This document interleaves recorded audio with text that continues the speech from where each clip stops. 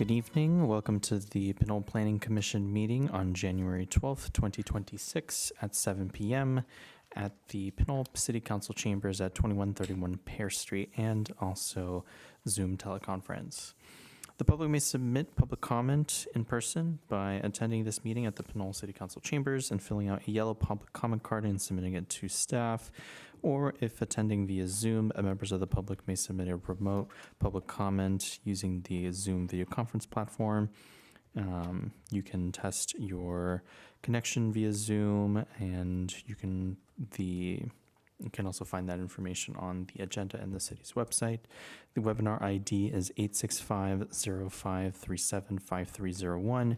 The public may join by phone at 1-669-900-6833 or 1-253-215-8782 or 1-346-248-7799. Speakers will be asked to provide their name and city of residence, although providing this is not required for participation. Each speaker will be afforded up to 5 minutes to speak. Speakers will be muted until their opportunity to provide public comment.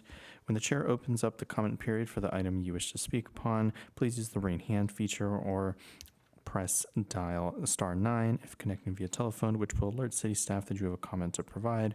Then press *6 to unmute. If you'd like to comment with your video enabled, please let city staff know, and they may be able to turn your camera on once you are speaking. Written comments can also be submitted to planning staff before the meeting via email at dhanham@pinole.gov. Please include your full name, city of residence, and the agenda item that you're commenting on. There are other ways to watch this meeting live on Pinole TV Channel 26. They are retelecast the following week, and the Pinole Community TV schedule is available on the city's website. And this meeting is also live streamed on the city's website at www.pinole.gov and will remain archived on the site for 5 years. If none of these options are available to you, or if you need assistance with public comment, please contact Plan Manager David Hannum at 510-724-8912 or dhanham@pinole.gov. In compliance with the Americans with Disabilities Acts of 1990, if you need special assistance to participate in a city meeting, or if you need a copy of the agenda or the agenda packet in an appropriate alternative format, please contact the city clerk's office at 510-724-8928.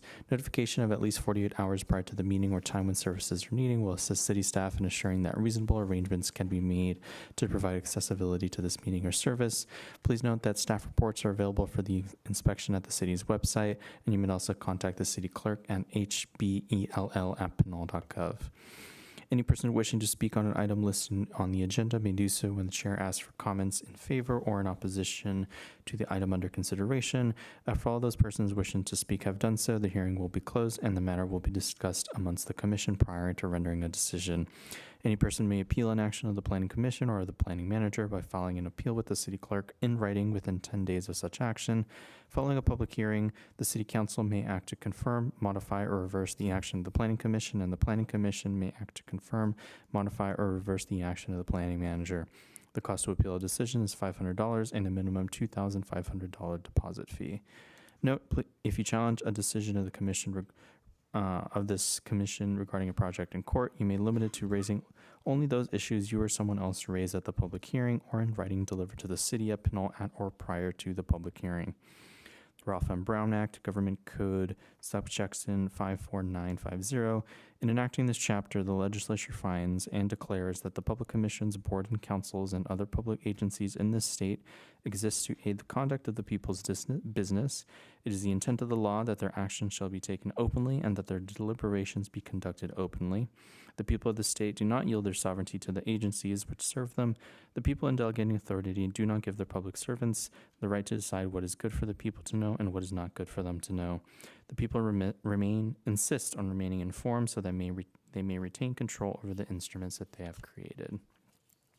And with that, we will be calling the meeting to order. Those willing and able, please rise for the Pledge of Allegiance.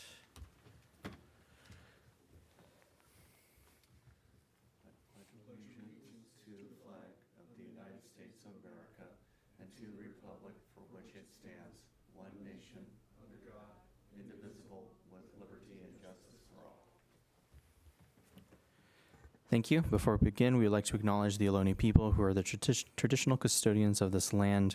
We pay our respects to the Ohlone elders, past, present, and future, who call this place Ohlone land, the land that Pinole sits upon, their home. We're proud to continue the tradition of coming together and growing as a community. We thank the Ohlone community for their stewardship and support.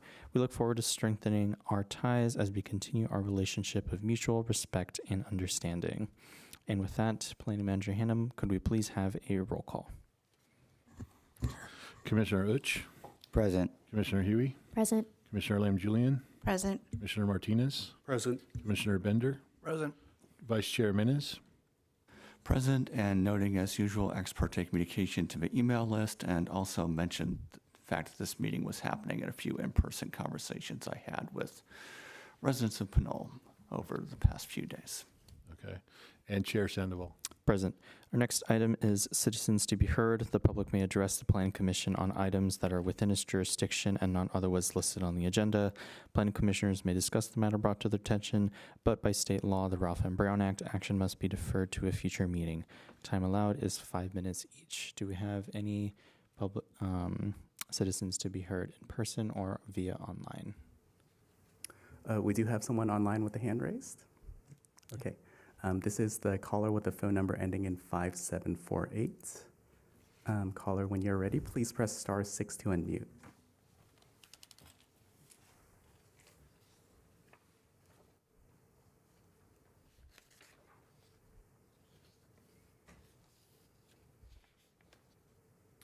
Whenever the person is ready, please go ahead.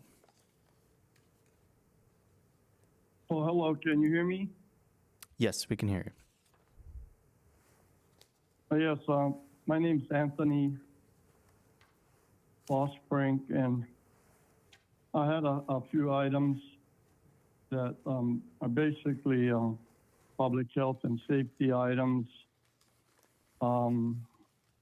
with regard to our parks and some other infrastructure items. A while back, one of the members on the commission over a year ago, I believe, brought up once or twice to Planning Manager Hannum, as well as some other people in City Hall, that some of the parks were in disrepair, specifically a few items.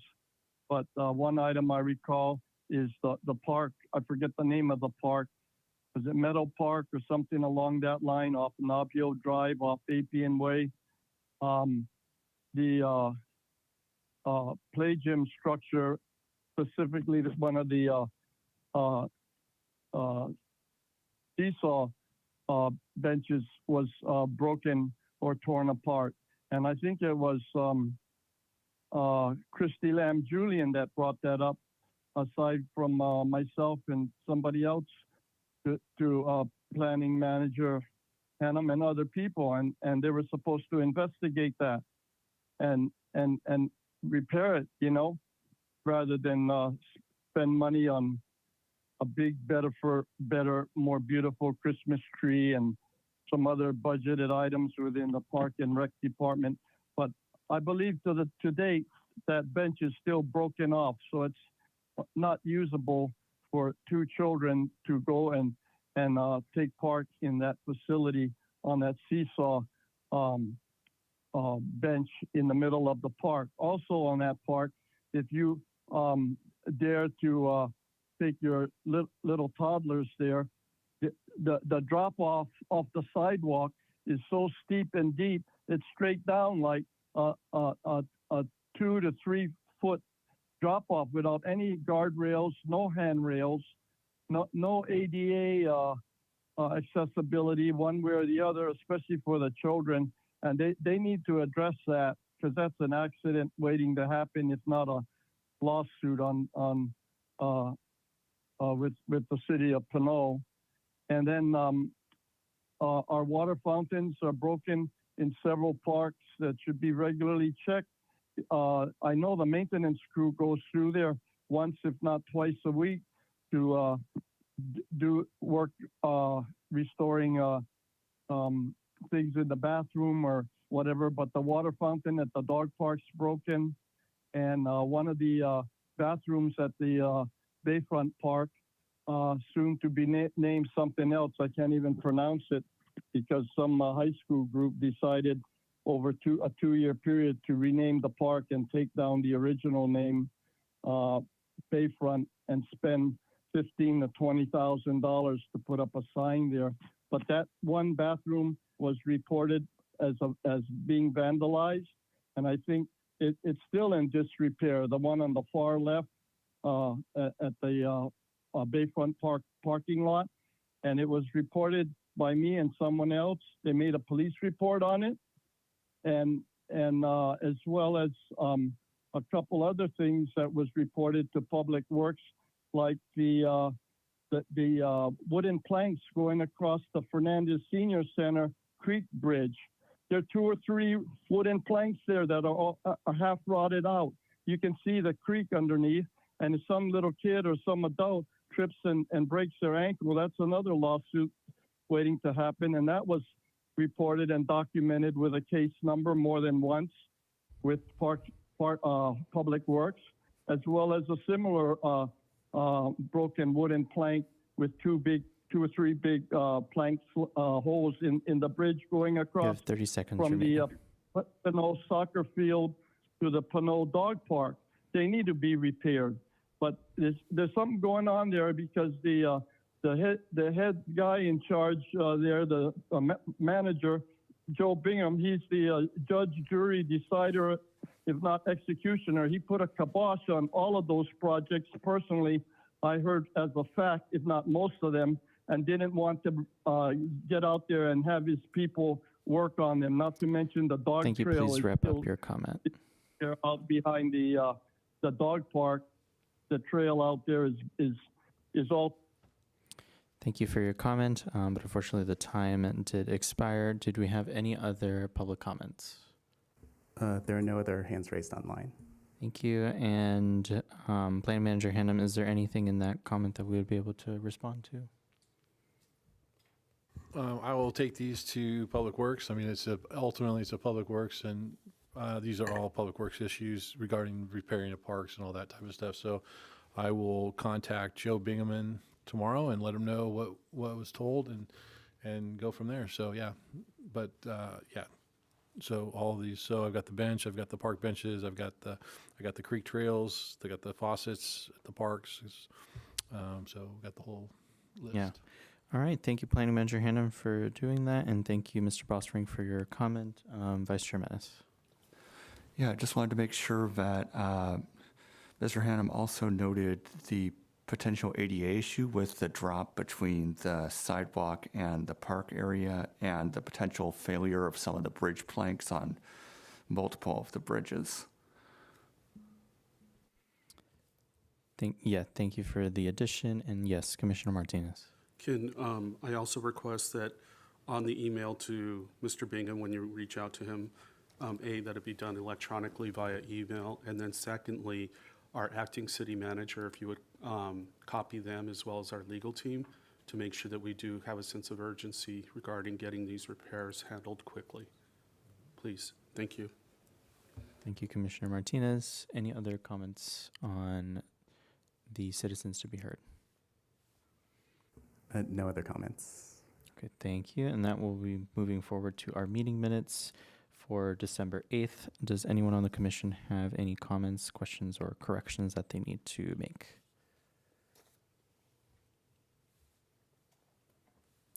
And with that, I will make a motion to approve the Planning Commission meeting minutes for December 8th, 2025. I'll second that motion. Thank you, Vice Chair Menace. And Planning Manager Hannum, could we please have a roll call? Commissioner Uch, Yes. Commissioner Huey, Yes. Commissioner Lam Julian, Abstain. Commissioner Martinez, Abstain. Commissioner Bender, Yes. Vice Chair Menace, Yes. Chair Sandoval. Yes.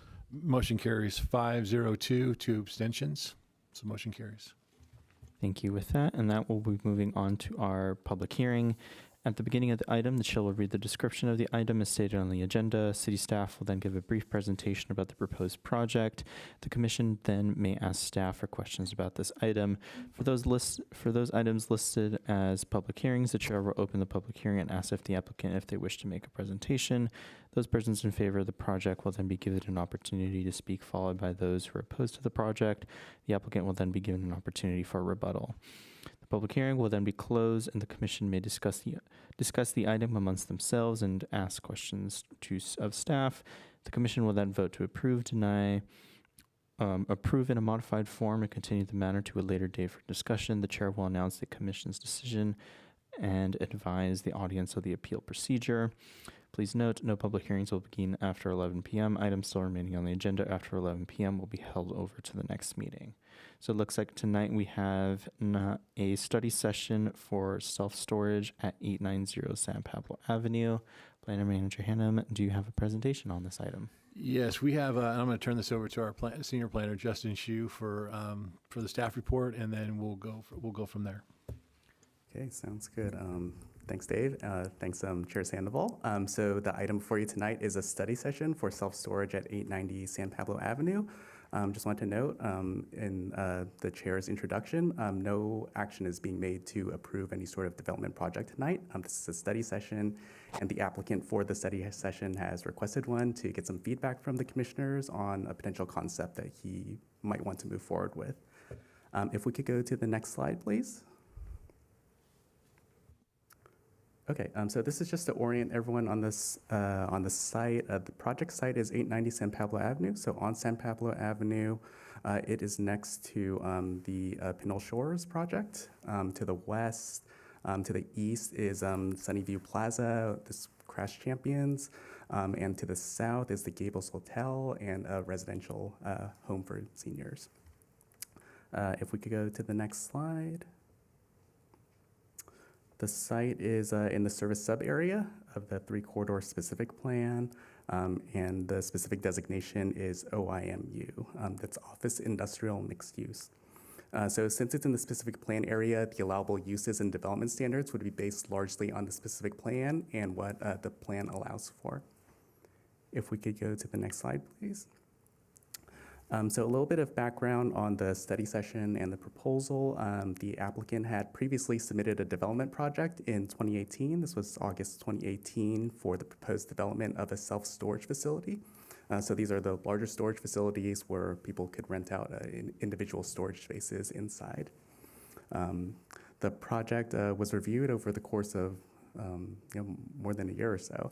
So 2018 was when it was submitted, August 2018. It went through various rounds, including a study session, a joint study session, some design revisions, and ultimately went to Planning Commission in August 2019, where it was narrowly approved 4-3. I know there were some concerns during that meeting, and then the project was appealed to City Council, which made the ultimate decision on the project.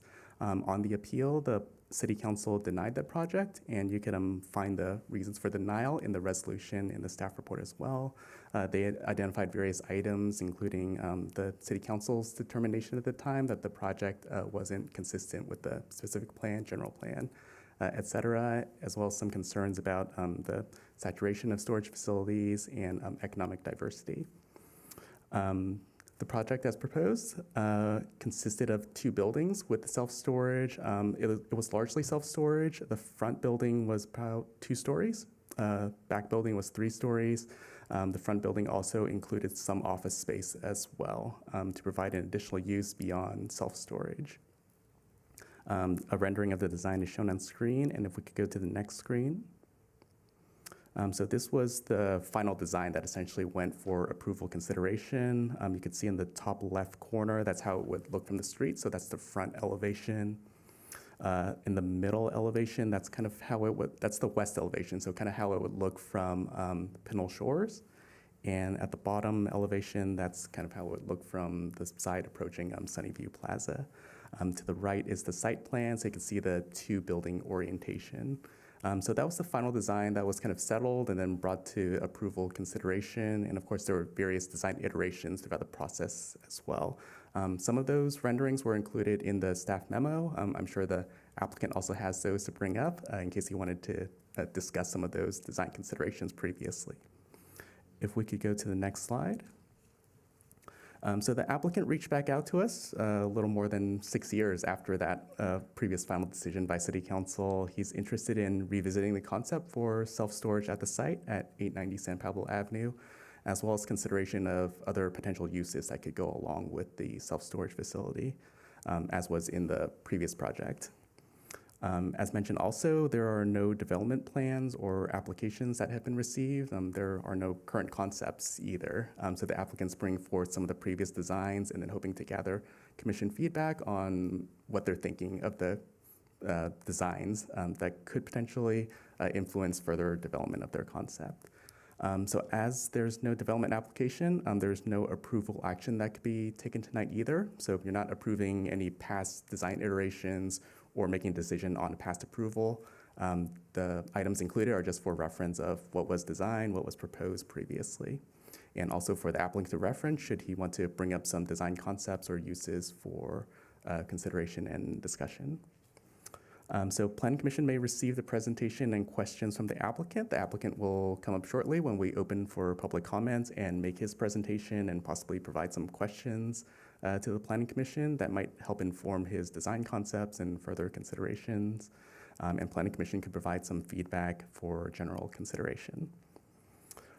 If a formal development application is received, if they do take Commission's comments and decide to move forward with a development proposal to further develop the concept and submit a formal application, the project, if submitted, would be brought back to Planning Commission. It would be comprehensively reviewed at that time. You would have the full development application, including what the actual site plans are, how they're arranging the site, setbacks, so specific details. So the items presented tonight aren't a specific development proposal. They're mostly for discussion, and there's no action on a specific development concept. So with that, this is kind of what the study session is. The applicant would, of course, come up later and provide their presentation and seek feedback. And after my conclusion, we have our city attorney here, Erica Gonzalez, who would provide some general guidelines and considerations for Planning Commission as they hear the study session presentation. So if we go to the next slide. Yes, that should be it. So that concludes staff's brief overview of the project. So I'll be available for any questions as well as Erica, should you have any after her brief reading and introduction and guidance that she'll provide you. Thank you. Thank you, Justin. Good evening, commissioners. At the risk of being a little redundant today, I did want to provide some clarity regarding the nature and scope of this evening's study session, given I know this is not a common format for the Planning Commission. As Justin thoroughly mentioned, and also to clarify some of the statements made by Chair Sandoval, since we won't be following that procedure for project approval today, so that the public will also have some awareness of the limitations this evening.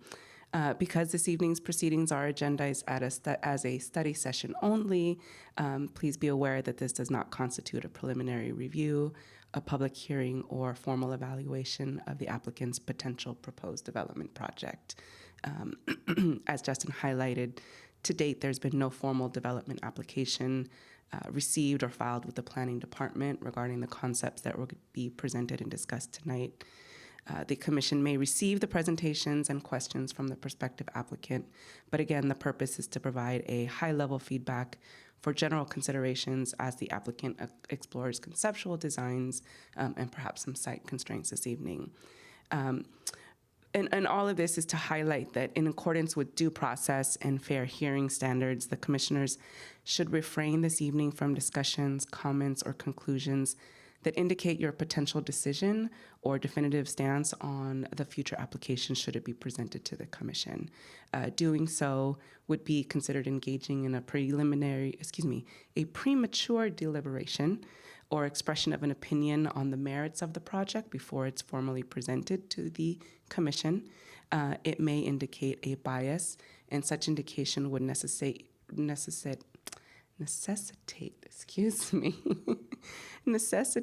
the recusal of the affected commissioner should that be taken this evening once the project is formally presented in the future. So as Justin mentioned, happy to answer any questions or provide more guidance this evening. Thank you both for the presentation and the additional insight. And with that, we will take it to questions to staff from the commission. I'll go ahead and start to my left with Commissioner Martinez. Did you have any questions for staff on this item? Give me just a second to get to my notes. So I guess if I look at attachment B, item E1, and we go down to the section land use and economic development element, the goal LU.7, balance housing and employment opportunities to reduce trips in and out of the region and encourage commercial development which maintains and enhances the quality of the city's commercial areas, provides services for residents, and broadens the tax base of the community to provide needed revenues and public services. Next one, LU 7.1, provides sufficient land for commercial and industrial uses to allow for development that provides basic goods and services to Pinole citizens.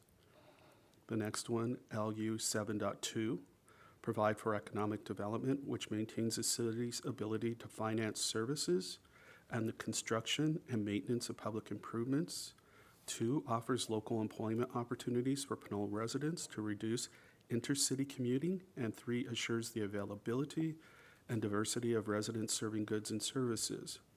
So with that, when we pass over the goal LU.8, going in, the city staff has on the memo says the project meets the intent and vision. And I kind of question that because when we look at our RENA numbers, and we haven't yet completed the regional housing requirements that are set by our state and local governments for this area. We're close to meeting them, but we haven't met them yet. I just want to make sure that if we're looking at every opportunity to do maybe some industrial but mixed use on top, that we are actually taking these goals pretty seriously that are laid out by City Council, using that. So before we get an answer on that, I'd like to know what the status is on that.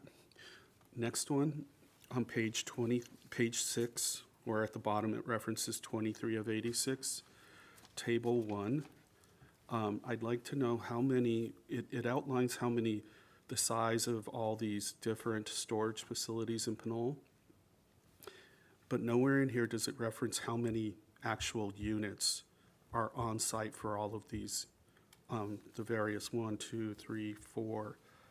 4 projects. All we know is it's 267, 209.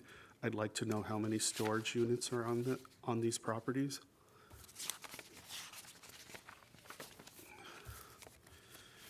And then I'd like to know if city staff has shared with the developer, Bo, that we have bookended his property with over 200 units of housing on each side of it. Has that been shared with the developer? So those would be my 3 starting questions, please.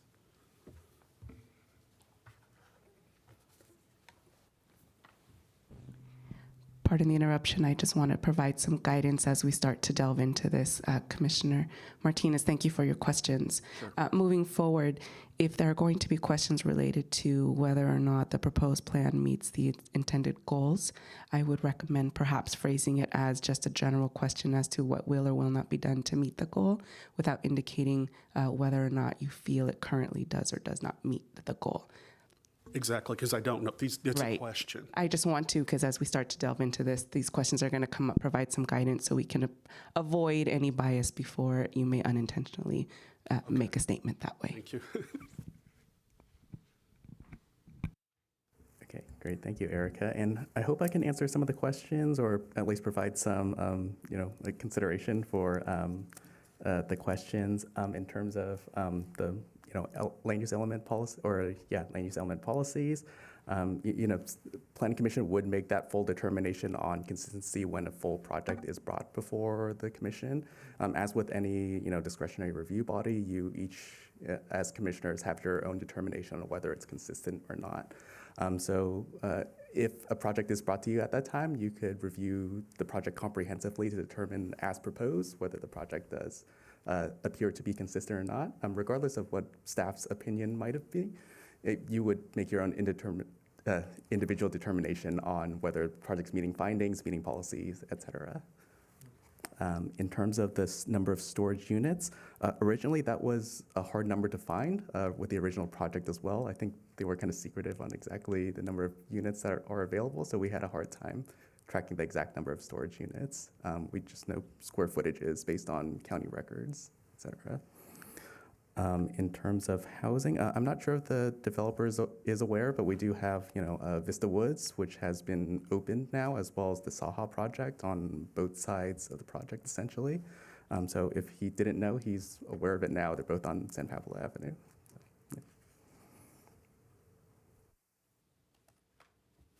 Thank you for the clarification. Thank you, Commissioner Martinez. Commissioner Lamb Julian, your questions for staff. No questions for staff at this time. Thank you. Thank you. And Commissioner Huey. No questions, thank you. All right. And Commissioner Bender. No questions. And Commissioner Uch. My one question to staff is, I noticed reading through the documents, especially on attachment B, item E1, on the request, that this is, I know this is classified as office industrial mixed use, right? I see a lot of language in that.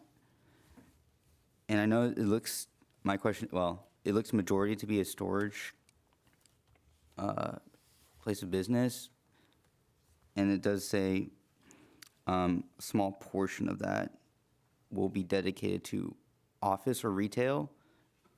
And my question is it only specifically related to the storage of business, or some other business that will inhabit the building?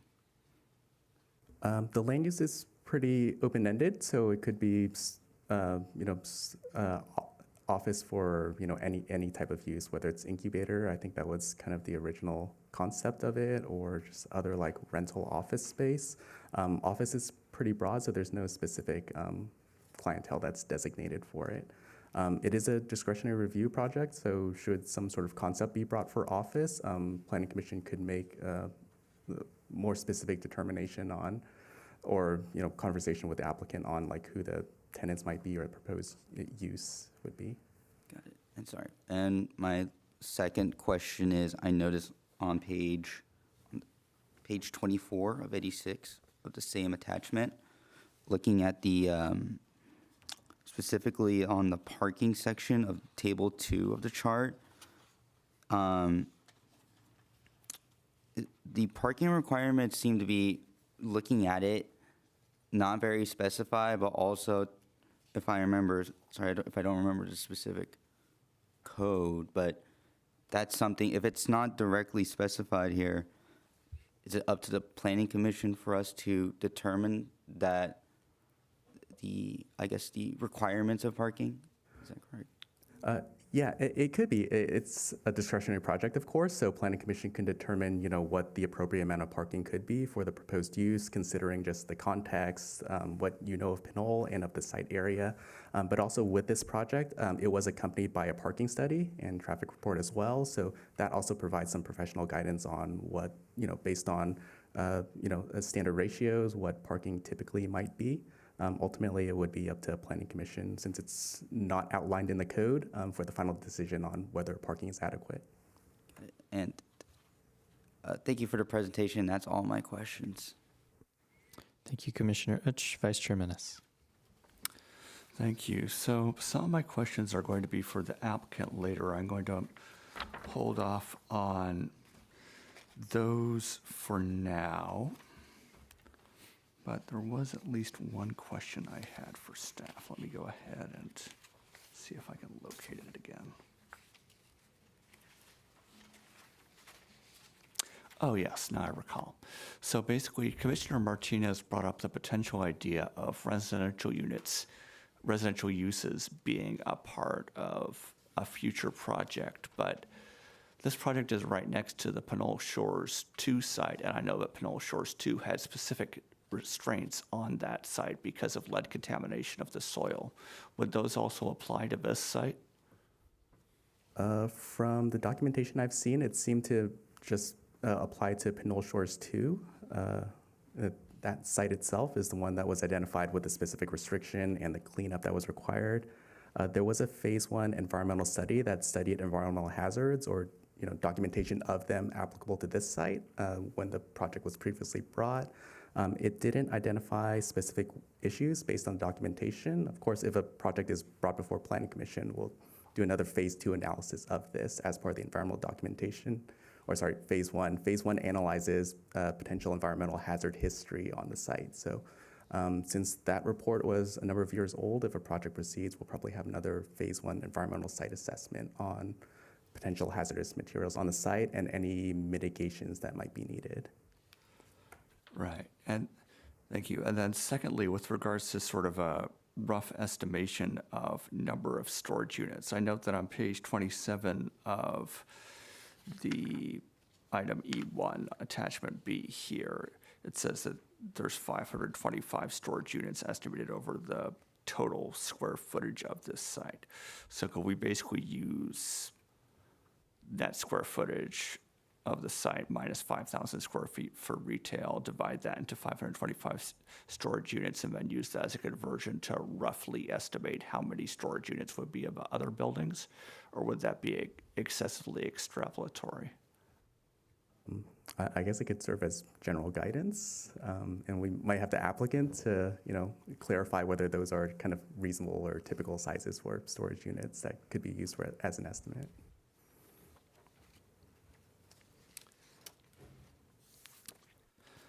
And let's see.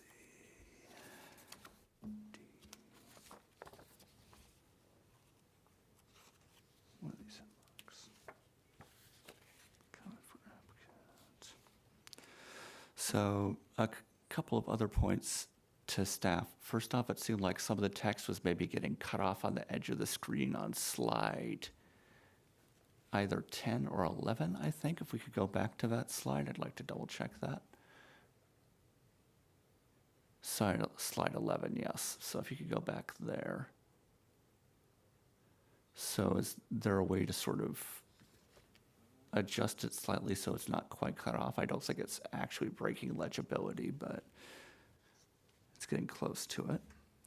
And then secondly, with regards to the printed out PDF that we got, there are several items in that were originally on larger A-sheet sized paper that when they're shrunk down to be on here got to the level of, well, active illegibility. The lighting graphs are usually an issue. I'm trying to find the specific one here, but so the sheet L1, page 48 of 86, I think it says it was, on attachment C. The text under landscape narrative is maybe 6-point font. It's challenging to read. And there was one other one. I'm going to try and find the specific subpage where they had the lighting graphs. Yes, page number 42 of 86, A.14, the lighting plan details, where I'm not even sure what that font size is, but it's 2-point font, maybe. It's not legible at all. So would it be possible for staff, when they're reprinting A-sheet pages, to basically split them across multiple letter pages so that the text is less shrunk? Yeah, we can do that, especially if a formal development application comes in, you'll get them on larger sheets of paper. Yeah, I mean, it's not a huge issue here because we're not actually making decisions tonight and so on, but No, and I don't think we had the original set of plans, so everything we got, it came from a historical perspective, so that's why you're seeing a lot of everything on 8.5 by 11s. So yeah, you're gonna see the shrinkage of, because we don't have the original plans anymore. Let's see. That's going to be more a question for the applicant. Points on G. That's also a question for the applicant. Okay, I think that's all my questions for staff at the moment. Thank you. I did not have any questions for staff at this moment. Commissioner Martinez? Sorry, I missed one earlier. Planning Manager Hannum, can we please make sure the applicant is given the 2019 Pinole Insight Void Analysis Report? I think that would be really helpful in identifying potential options. Thank you. Mm-hmm. Thank you. And any other questions? Sorry. 2019 Uh-huh. Insight Uh-huh. Void Analysis Report. Okay. A little dated, but there's some good data points in there for everybody. Thank you, Commissioner Martinez. Any other questions for staff at this time? Okay, and with that, we will open up the public hearing if the applicant would like to do a presentation in support of this, or presentation.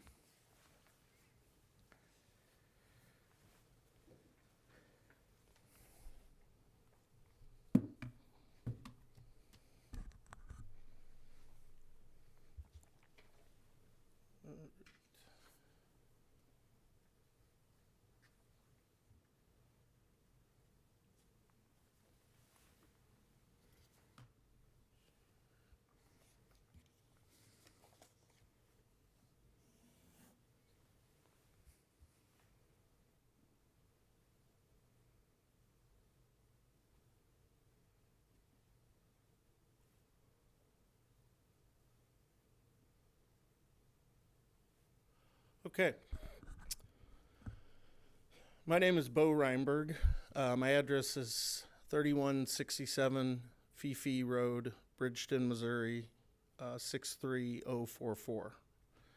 And appreciate everyone's time and attention tonight. It's been a while since I've been back in Pinole, but it's still a great city, obviously, and we're excited about the opportunity to come back and potentially develop a project in the city here.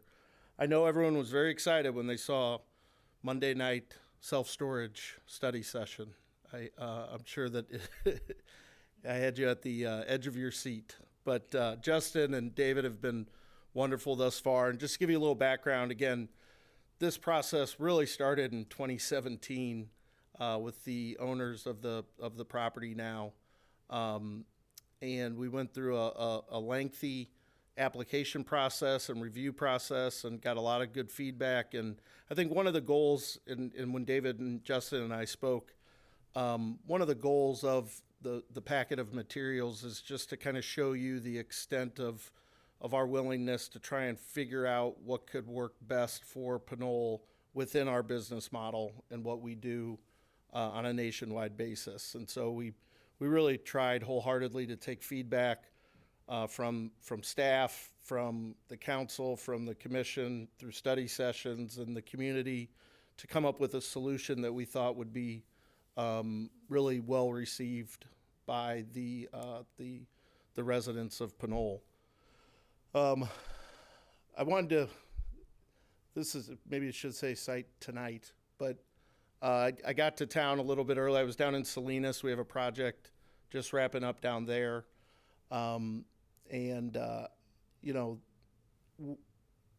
the family reached out to me, and so again, with a little bit of background, we originally got this project started in 2017 with a husband and wife that owned the property for years. And about a year into that process, the husband had a massive stroke. And so the wife and I we worked together on kind of taking it as close to the finish line as we could get. When we were ultimately denied, I kind of tucked my tail and went back to Missouri for 5 or 6 years. And, you know, it was really, it was something because their son reached out to me about 2 months ago and said, you know, I wanted to let you know that mom and dad had both passed away, and we were kind of working through the process of the estate. And I had thought for sure that this site would have been developed. And, you know, there's obviously been a lot of different activity from 2019 until this period of time. And so I was really kind of surprised to see that it hadn't been developed and or improved.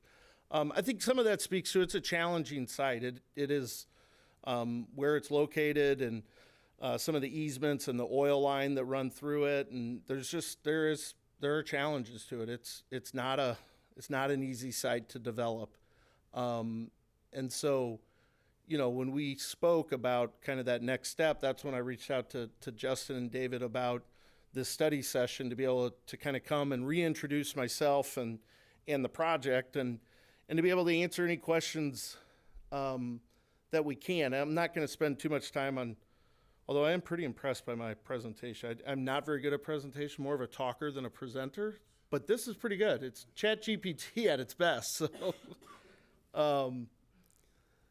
you know, the need of self-storage has not changed. In fact, it's only enhanced in the past 7 years, with 1 in 10 households utilize self-storage. Small businesses, 10 years ago, small businesses were probably sub 10% of our business.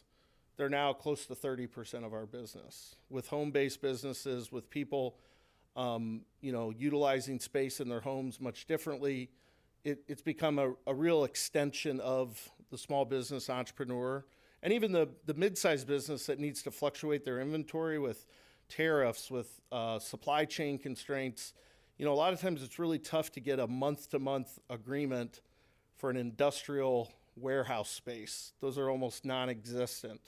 And that's the flexibility that we offer consumers and businesses, is that it's all month to month. And so they can increase the size by the number of units, or they can decrease it to meet the demands of their customer base. So we really are an extension and an asset for the business community, for retail, for industrial, for e-commerce, that can really help the surrounding community. Very low impact. We do not generate a lot of traffic. A busy day at a storage facility is 20 vehicles. We don't get a lot of calls for, you know, fire department, police department, because of our high level of security. I mean, a safe site is really critical for our facility, for our business model, and so the amount of cameras and security that we have is really important. So what we did when we, you know, through this process and understanding the desire for a mixed use, what we wanted to try and do is, I think Justin maybe had said incubator, and that really, I think it kind of sums it up, and we've seen it at other places where, you know, a lot of times a small business might start in their garage or in their home and they run a storage unit, but they need to meet with people. They need to meet with customers. Maybe they, you know, started their business with no kids and now they have 2 kids, and they don't have a real presentable space to meet with potential customers or new hires. And so, you know, what we thought about incorporating were small office suites that could provide residents with a really first-class appearance for their growing business. So maybe they have inventory and different things at the facility, but they could also lease an office suite. And maybe they don't need that office suite for a year. Maybe they only need it for 2 months when they're, you know, having interviews or they're pitching a big customer. We wanted to provide that type of service, so smaller office suites with maybe a potential larger conference room that could be shared by those office tenants, to where we could create some kind of daytime activity at the site. It also provide a service for residents in the community that, again, are growing their business and maybe transitioning their business. You know, self-storage it's really a transition business. We focus on, whether we like to say it or not, it's death, divorce, and displacement are really the core drivers. And then after COVID, it was really decluttering. So people were thinking, how am I using my space now? I can't really afford to buy a new house. I'm locked into a small mortgage. I need to reorganize. I need to restructure. How do I do that? And we think we solve that or help solve that for not only families, but businesses as well. This is just kind of some stats about the trip generation. Again, you know, when you think about the street in front of us and the traffic, we are not a traffic generator. So I think another thing is looking at, you know, as I was driving up and down and just seeing some of the improvements and the housing that you spoke about, I mean, it really looks great. And I think that, you know, this 890 San Pablo is really kind of a dark hole right there that really could use some enhancement to improve the streetscape. And then you think about the improvement on the property tax base, the impact fees, and then really, and it's hard to get a good number on it, but the fact is we have a large number of customers that are business customers, and we're helping increase their business, which is generating revenue and income for the surrounding community, whether it's restaurants. Restaurants are great customers. They store a lot of things that they don't need, or maybe are more seasonally, or for parties, or for events, or caterers, and things of that matter. So we can really help grow businesses. Just some more safety and security.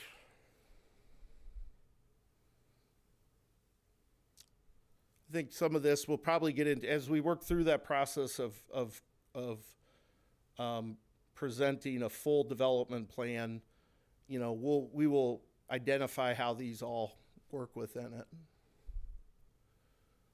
So the design evolution, I mean, I think Justin can probably attest to the process that was involved in making, you know, we have to balance kind of our economic goals and objectives for it to be a feasible and sustainable project with the goals and objectives of the master plan and the planning for Pinole. And so, you know, I think what I'd like to do today is tonight is to say, we kind of come with an open book to say, hey, how could we believe that our business model could really be successful here for us, admittedly. I'm not going to stand here and say we aren't in this to be successful. We're in this to be successful economically, but we also want to do it in a way that works with and improves and enhances the Pinole community.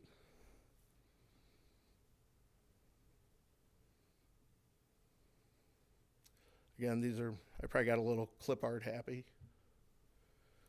This, again, showing some of the evolution of massing and you know, when we having one building versus two buildings and 3 stories versus 4 stories, and kind of, again, trying to work with feedback from staff, from the commission, from the public, and coming up with something that not only worked for us, but also really worked with, you know, the rest of that drive there. Again, just showing some existing, and then kind of, we have a number of different viewpoints to show what the facility would look like. I mean, it's in a unique kind of hole there with a backdrop of some increased elevation. So, you know, I think what we found early on in 2017-18 was just that, you know, even though when you see the numbers behind the building as far as number of square feet and the stories, the way it sits down there, it's not quite as monstrous as it might seem on paper. And so we really, and we'll continue to do that through a development application to show how it looks massing from different angles.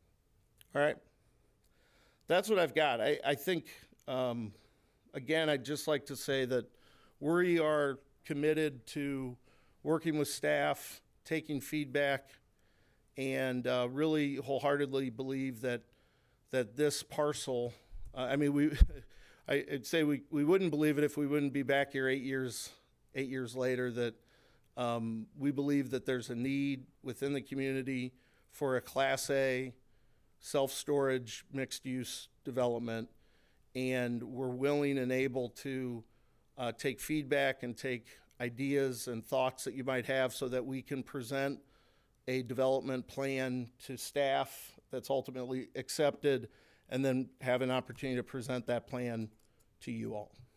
So, open for questions. Only easy ones.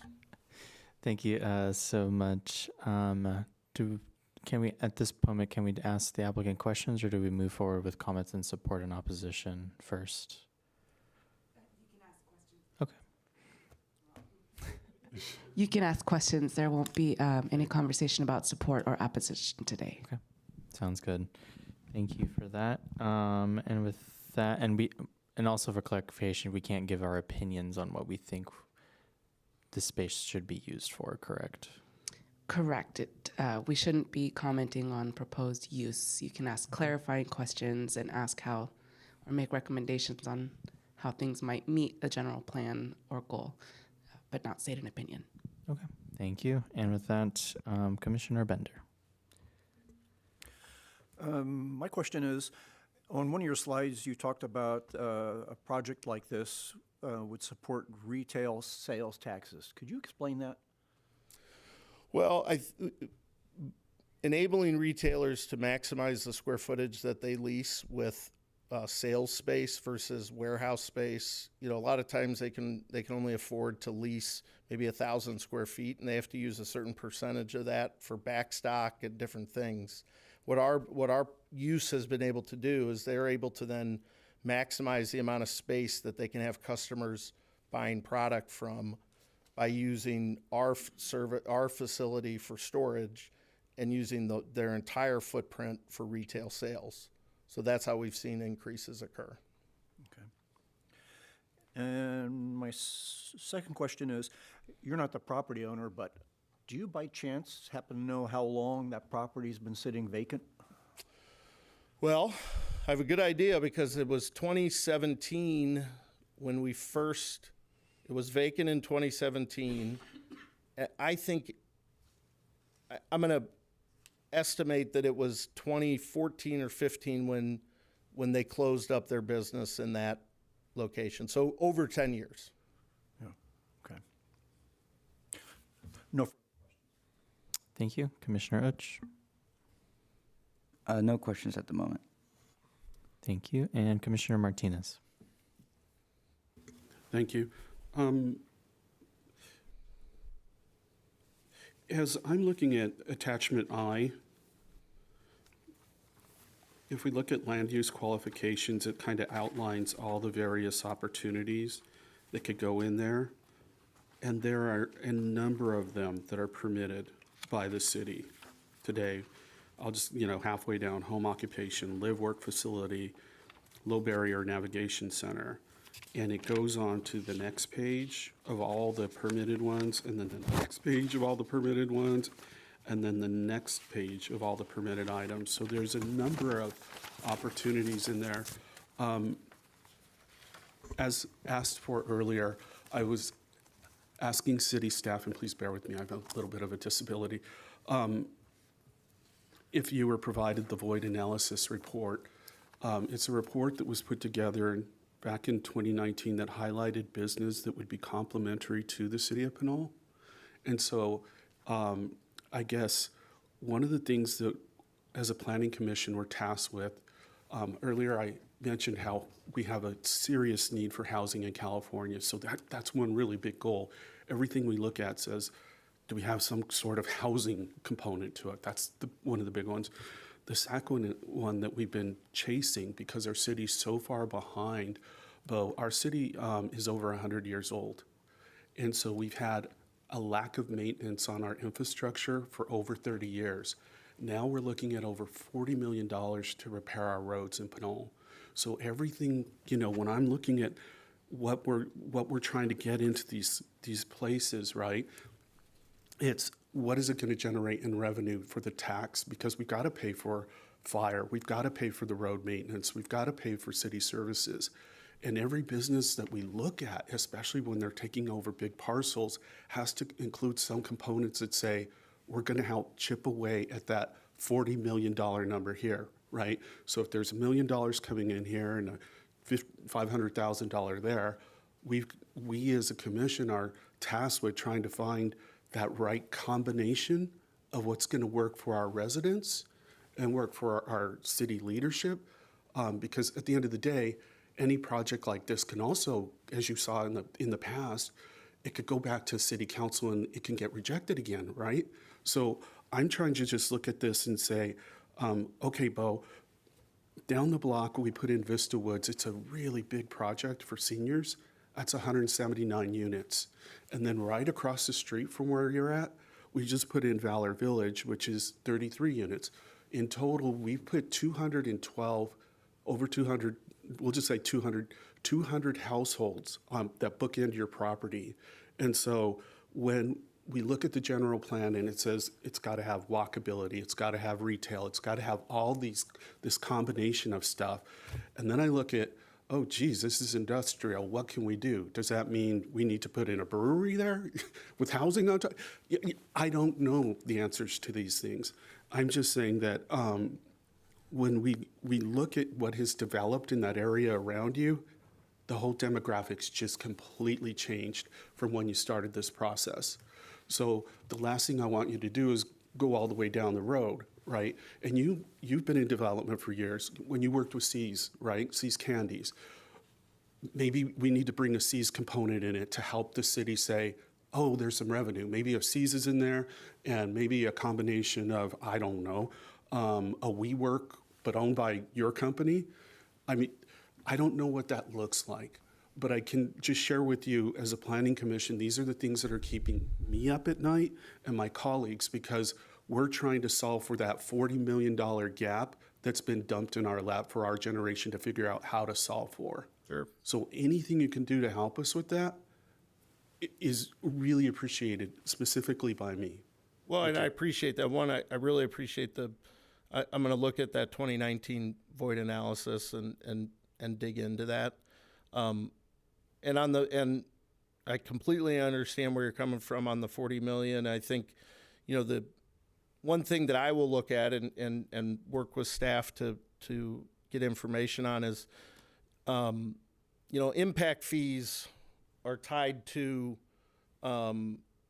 traffic, roads, water, fire department. That's a mechanism for that, right? And so a lot of that is tied to square footage, right?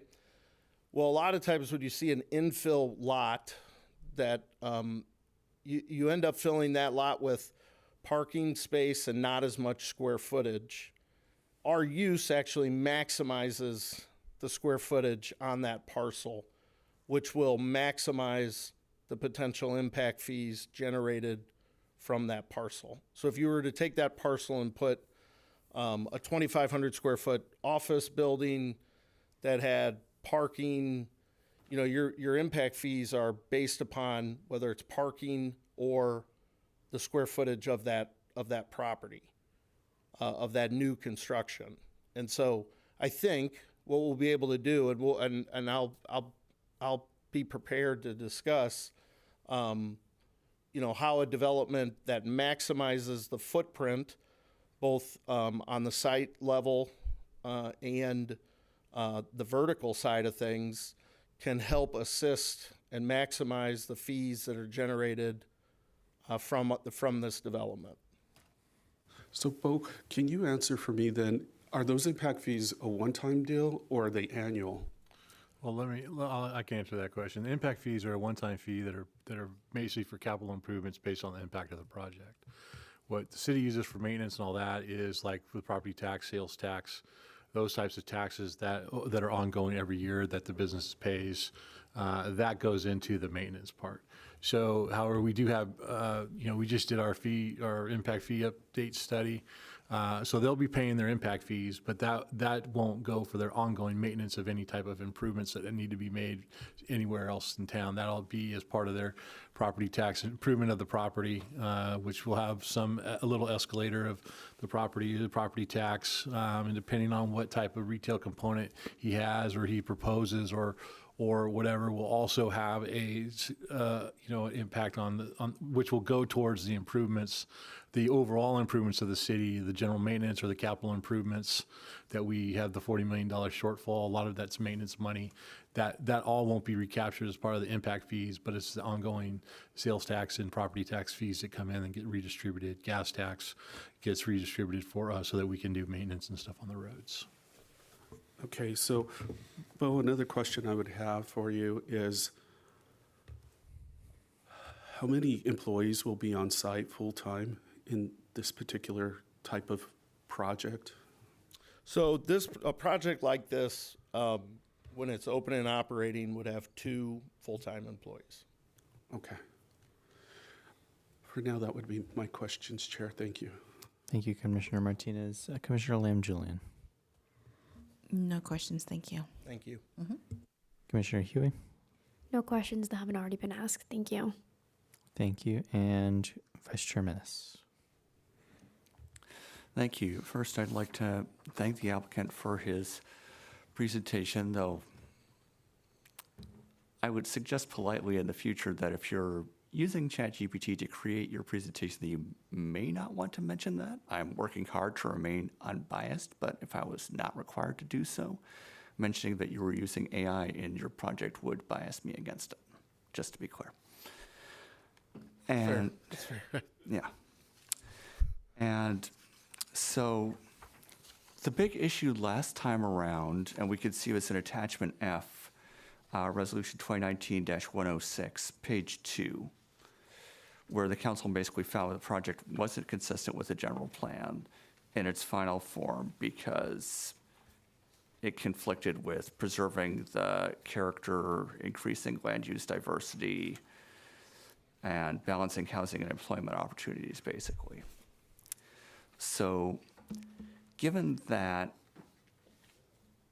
2 out of 5 of the council members who cast the votes to block that project are still on the council currently, how would your proposed adjustments address those concerns?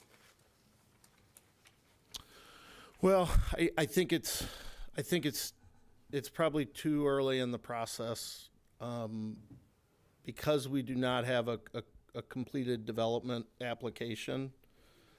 I don't think it would be fair for me to try to anticipate how that application ultimately is completed and submitted.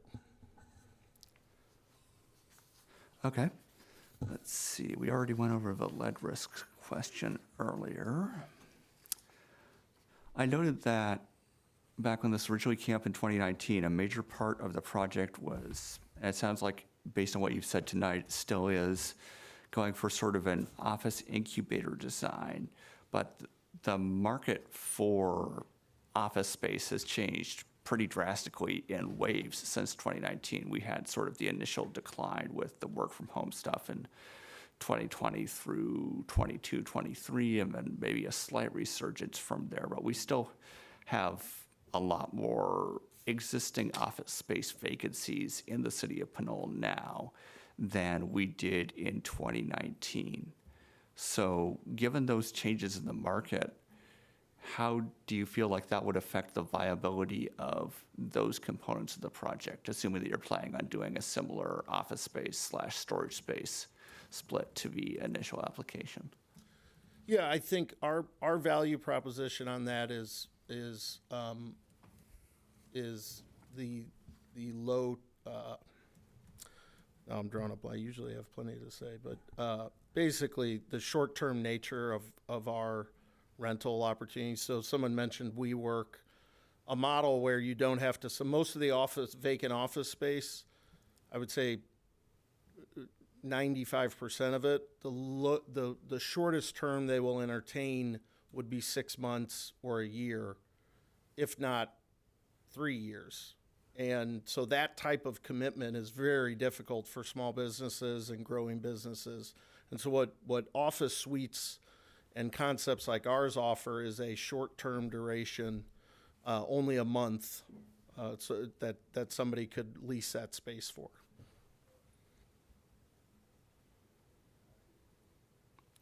Okay, that's a fair point. And then sort of following up on the earlier question with regards to impact fees, and I know that staff already went into this a bit, but ordinarily substantial impact fees are levied when a project is going to have a significant ongoing impact on demand for the city's resources. And the impact fees, as staff noted, are one time. So I guess my question is, to what extent do you feel that the indirect sales tax revenue, because I think that would be the main positive revenue impact to the city from the project of the various sources that you've described over time, as opposed to the one-time benefit of the impact fees, would offset the ongoing needs of a high square footage site? Well, I think it's a great question, and I think it's one that, as the development application is furthered, that we'll dig into. I will say it's a very low, even though the square footage is high, based upon traffic and different municipal needs, it's actually very low impact. So that's a benefit, is that you've got a larger property structure that's not generating a lot of traffic, which is wear and tear on the roads. It doesn't have a number of restrooms with wear and tear on water and sewer. And then the other thing is, when you, and forgive me, I don't have the property tax breakdown of allocations, but there is a benefit to a larger structure as it relates to property taxes. Again, if you're building a 2,500 square foot or 3,000 square foot office or retail versus a much larger building, the much larger building will have higher property taxes.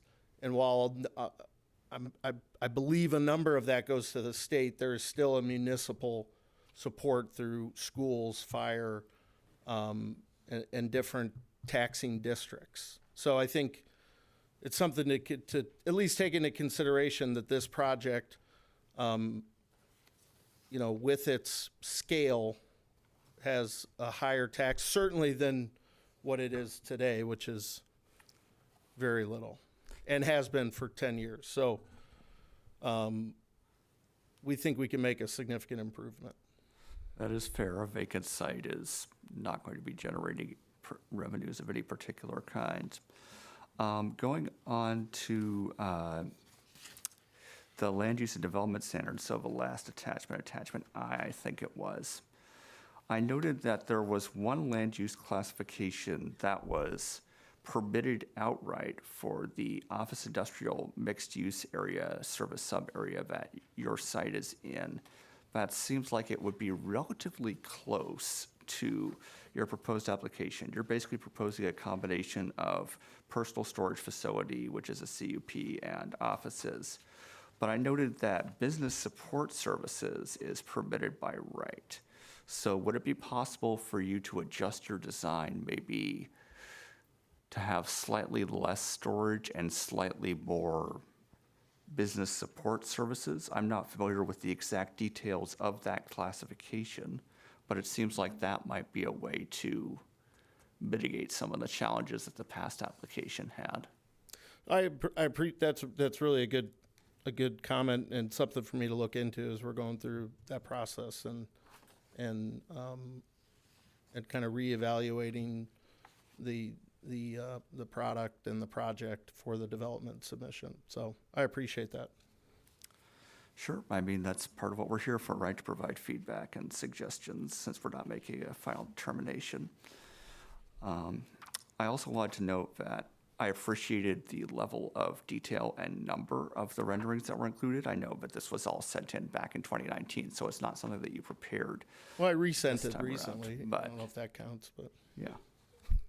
It's definitely nice being able to see 3D visualizations of the site from multiple different points of view, and I know that my fellow commissioners have requested that from past applicants, so it's helpful to see that here. I know that whatever new project isn't going to be an exact match. I assume it's going to be relatively closer to attachment D because that's the 2019 one. But I noticed that basically, and I'd appreciate it if the city attorney would cut in if I'm going too close to expressing an opinion on the project, but I noticed that some of the areas, you can see this on the first page of attachment D, page 50 of 86, I think it was, and also on page 52 of 86. There were some areas where there was relatively less articulation, and I recognized that based on photo number, what was it? Not view 5, but view 7 on page 65 of 86, I think it was, that it would be relatively less visible, but I think there's a lot of good articulation and variation in color and shape in the front building in particular, but that there's less of that in sort of the area where the building overlaps with the other building and the back of the building. And I was wondering whether, in particular, the image that was shown on page 52 of 86, whether that was just more an artifact of the rendering design and most of that wouldn't be shaded by the trees, but rather the sort of slope of the land, or whether it would actually look like that in practice.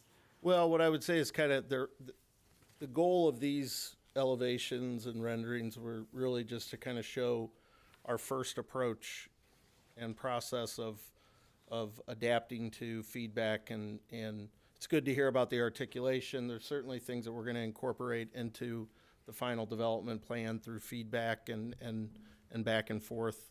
I think we have a really good baseline understanding of based upon some of the newer projects that have been developed and design standards that have improved since 2017. That what we will ultimately present for you all will achieve a look and design that that really is something that you're looking for. So what I would just say is, of the renderings and elevations that you've seen, they're really all artifacts. We will be submitting a new project, and we'll take a lot of the initial feedback from tonight, and continued feedback, so that it's something that that meets the goals of Pinole.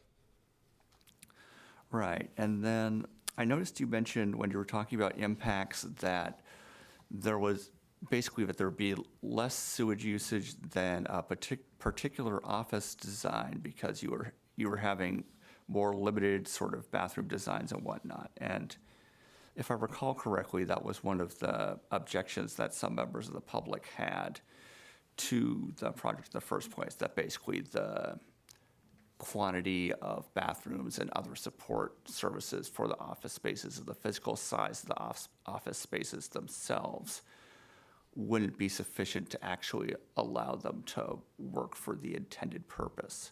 So would you plan to sort of adjust the design of the spaces to address that concern?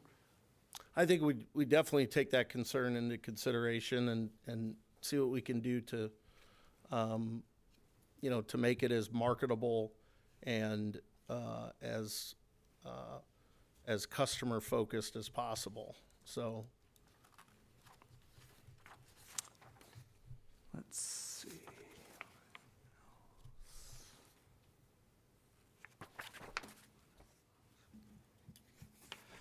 Just doing a quick check through to see whether I had any other questions noted down in the various different attachments here. I guess I would also notice somewhat of a comment that you could definitely see the change in design going from attachment G in 2018 to attachment, what was it? D, yes, in 2019. Or even C, slightly earlier in 2019, like it is notable, and I know that was one of the objectives you had in sort of including all those drafts, and I just wanted to say that I noted that. Thank you. And I think that's all my questions for you at the moment. Thank you very much. Thank you, Vice Chair Minnis. I did have a couple of questions, and I did also wanted to echo some of the comments made by Commissioner Martinez. First question, this was a little bit more towards staff. The applicant had mentioned that there were some oil lines running through the property. Are those oil lines also running through Vista Woods and Pinole Shores and any of the neighboring parcels? Yeah, it's my understanding that it's a Chevron line. Yeah. That runs through a number of parcels, and it runs kind of like on an angle. So I'm not quite sure where it lands as it leaves Definitely the property. runs through Pinole Shores. There's signs up. Yeah, and it goes to, but on going the other way, I'm not quite sure where it lands going the other way. I don't think Vista Woods had that because that would have came up in there. No, it did. Yeah, I don't think so. Yeah, so It goes diagonal, kind of behind. yeah. So that's kind of where it goes. So the line, but there is a pretty big easement through there. It's about 50-foot easement or a 30-foot easement that goes through the back of the property. They also have, I think, an East Bay mud line that goes through there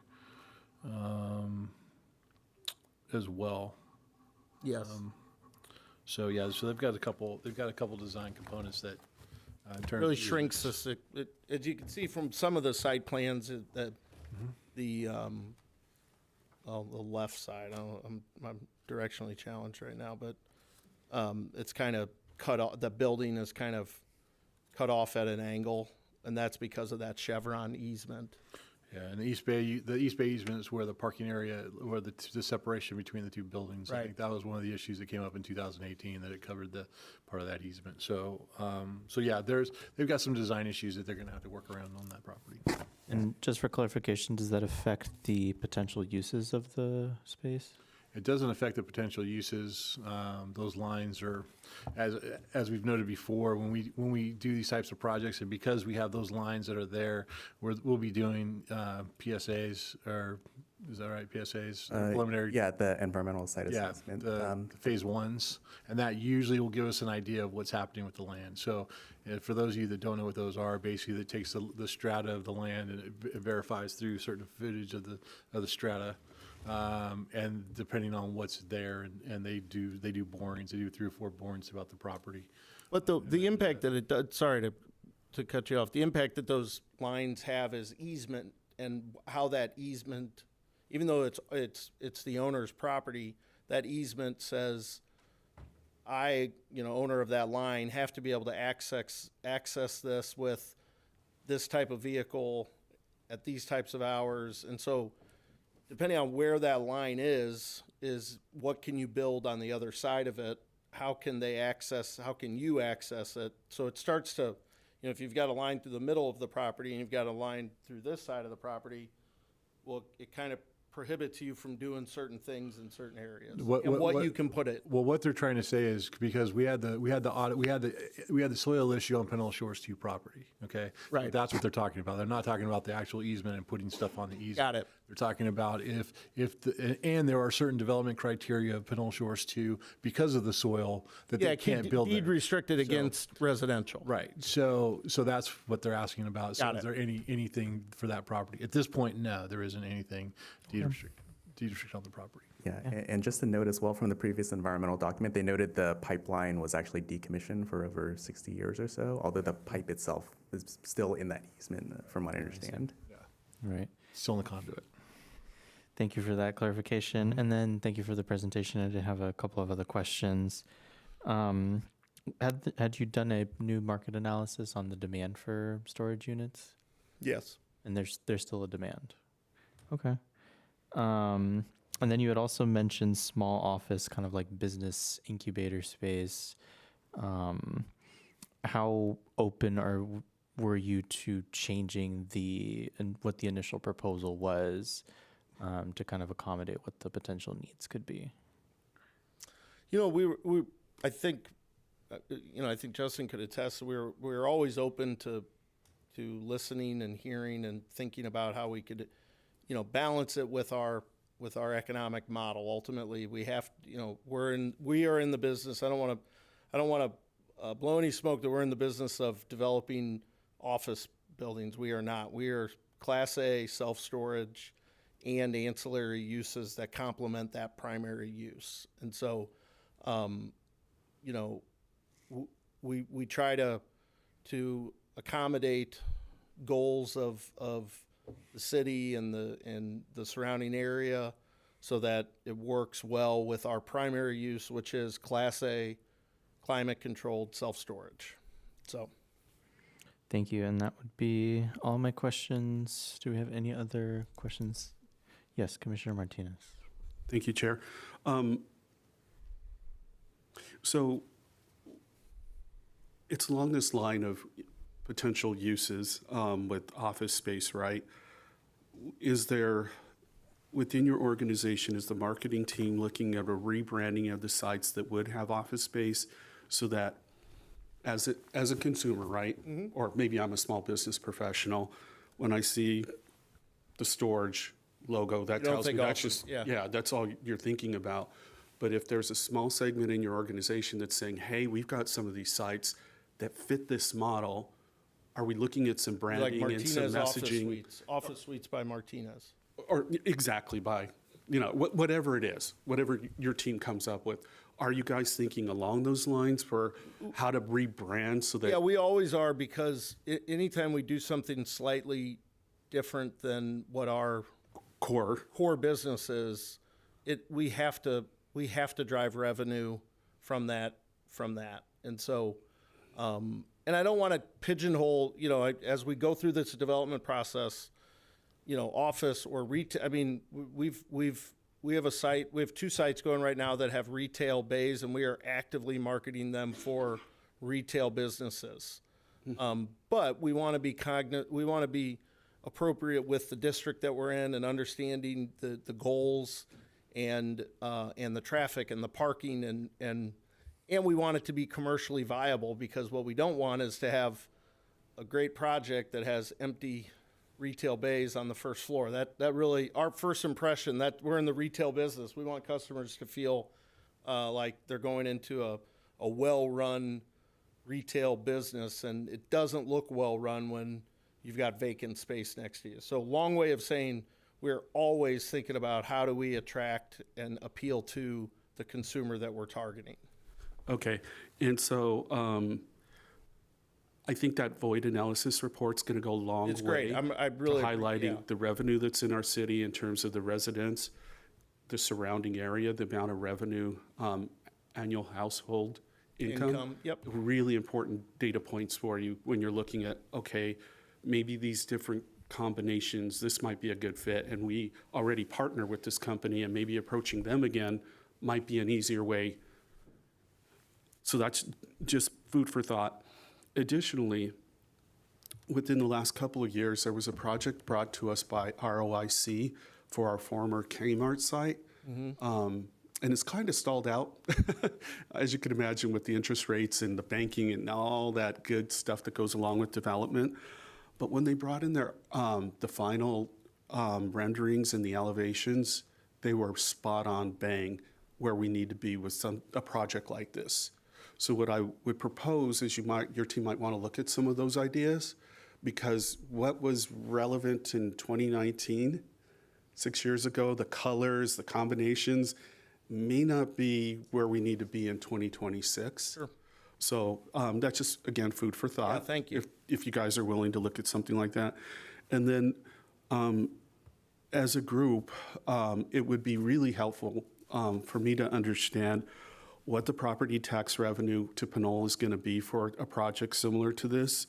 And then if you have any referenceable information as it relates to traditionally at our sites, if we have businesses that are generating retail tax revenue, we need to understand that, because again, if we're going to, let's just say hypothetically, a year, 6 months, whatever it is that your team comes up with something for us, we've got to look at this, and it's got to pencil and paper out for us, right?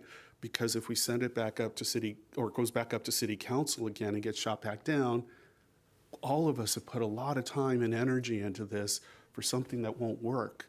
And I want to make sure we get it done. If we're going to do this exercise, I'd like to make sure that we go in looking at all those numbers to help all of No, I us think make it work. that's a valuable, and it's good because Thank I'm you. aligned with that as well, because it's got to work economically for me too. So I think when we're both aligned and understand what the goals are, we might start here, but I think, I think that's a really important point and something that I'll certainly focus on through the process. Thank you so much, Bo. Thank you. Thank you, sir. Those are my final comments and questions. Thank you. Any other comments, questions? Yes, Commissioner Lamb Julian. Thank you for the presentation. I would like to suggest if you look into Mercado La Paloma down in LA, it is an industrial mixed-use property. They converted an old garment factory into retail community space. That I think that they're talking to expand a little bit further, and they did work with the state and the city to go ahead and tie in to partner with the DMV as well in off hours, but just something I think would be a creative use of that space. Awesome. Thank you. Yep. Yes. Pardon the interruption, but I think I need to clarify a little bit about procedure because, we're starting to get into recommendations. So I believe I was a little remiss in my explanation. So what has happened is that the chairs opened the public hearing and asked the applicant for their presentation. That's been made, and we have now engaged in some clarifying questions with the presenter. I should have stated more specifically that when members of the public have the opportunity to speak, there's no project before them to approve or disapprove, but we definitely need to open it up to public comment. We're still in the public hearing. Ask more clarifying questions. We can then close that public comment, and then the board can have further discussion and make recommendations or suggestions to the potential applicant at that next stage and have discussion within the parameters we discussed earlier today. So apologies for not being more clear earlier. Thank you for that. Any final clarifying questions then? No? And with that, we will move on to a public comment. Do we have any public comment on this item? So far, I don't see any hands raised online. And there's no one in the chambers as well. Can give it a few more seconds. No? Is there anybody online? Yeah, there are 2 callers, no hands raised right now. Okay. Sounds good. And with that, we'll close the public hearing, and now we will go on to the more comments from the commission. At this point, can we give recommendations or still in a way that we can't be biased? Yes, you can make recommendations within the parameters we spoke of earlier. The potential applicant is seeking that feedback today. Okay, thank you. And any comments from Commissioner Bender? None. Commissioner Utch? No. Commissioner Martinez? I guess when I'm looking at this last rendering, if there were any way, because it would look just to the eye a little bit more inviting, as an example, maybe to my eye, but maybe not to others. But if you are thinking about a combination of some retail or office space or whatever combination that your team may be looking at, I think you already know this because you're in development, but windows go a long way with nice lighting and that sort of stuff to make anything more inviting instead of looking at huge walls, right? So if there's any way when you're thinking about the next iteration, whatever that might be, to just give some thought to that.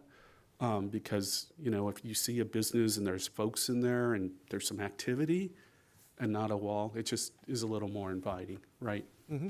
Thank you. Yep. That's Thank it. you. Commissioner Lamb Julian? No further comments. Commissioner Huey? No comments. Vice Chair Menace? So before I make comments, I've got a question through the chair to city attorney here. Basically, to what extent are we allowed to consider and prioritize the revenue generated by a project in determining the preferable uses as a planning commission? In general, I could provide some more specific guidance for that if and when the application is presented for you to the commission. That shouldn't be part of the discussion this evening. Okay, just wondering, because we have had some discussion of, like this might create more revenue, this might create less. This is a major revenue gap we're facing. So I wanted to get clarification on that. I see. So let me be a little bit more clear then in my response. You can make some recommendations for the potential applicant to consider for their consideration of revenue when it is presented to the Planning Commission in the future. You should not be making any ruling or statement of preference on how that should be done in your comments today. Okay, so we could say something like more revenue would be a good idea, but we couldn't say things like revenue from use X or Y would be preferable. It's a good example, yes. Okay, just wanted to get some clarification on that point. Thank you. So, let's see.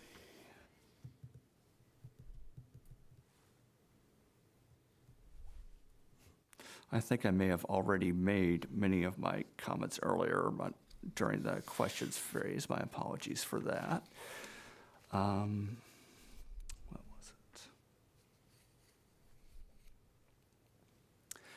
I guess in terms of the split of uses in the first building, assuming that you're planning to go for a similar by building split, one building primarily or almost entirely storage, the other being a mix of storage and other uses. What's sort of the limits of how much space you're willing to allocate to non-storage uses in the smaller building? Yeah, I would say it's premature. It's something we're certainly looking at a mixed use concept, and I think it's been. I appreciate the feedback today to highlight the desire to have a mixed use approach to this, and so I'm gonna take that back and work on as we work to complete the development proposal and application. Really work to incorporate that. Okay, so you're going to shift it more towards the mixed use approach, but it's premature to say exactly how much or what quantities or whatnot, because it's too early in the process. Too early basically. in the process. Okay, that's fair. Let's see, recommendations wise.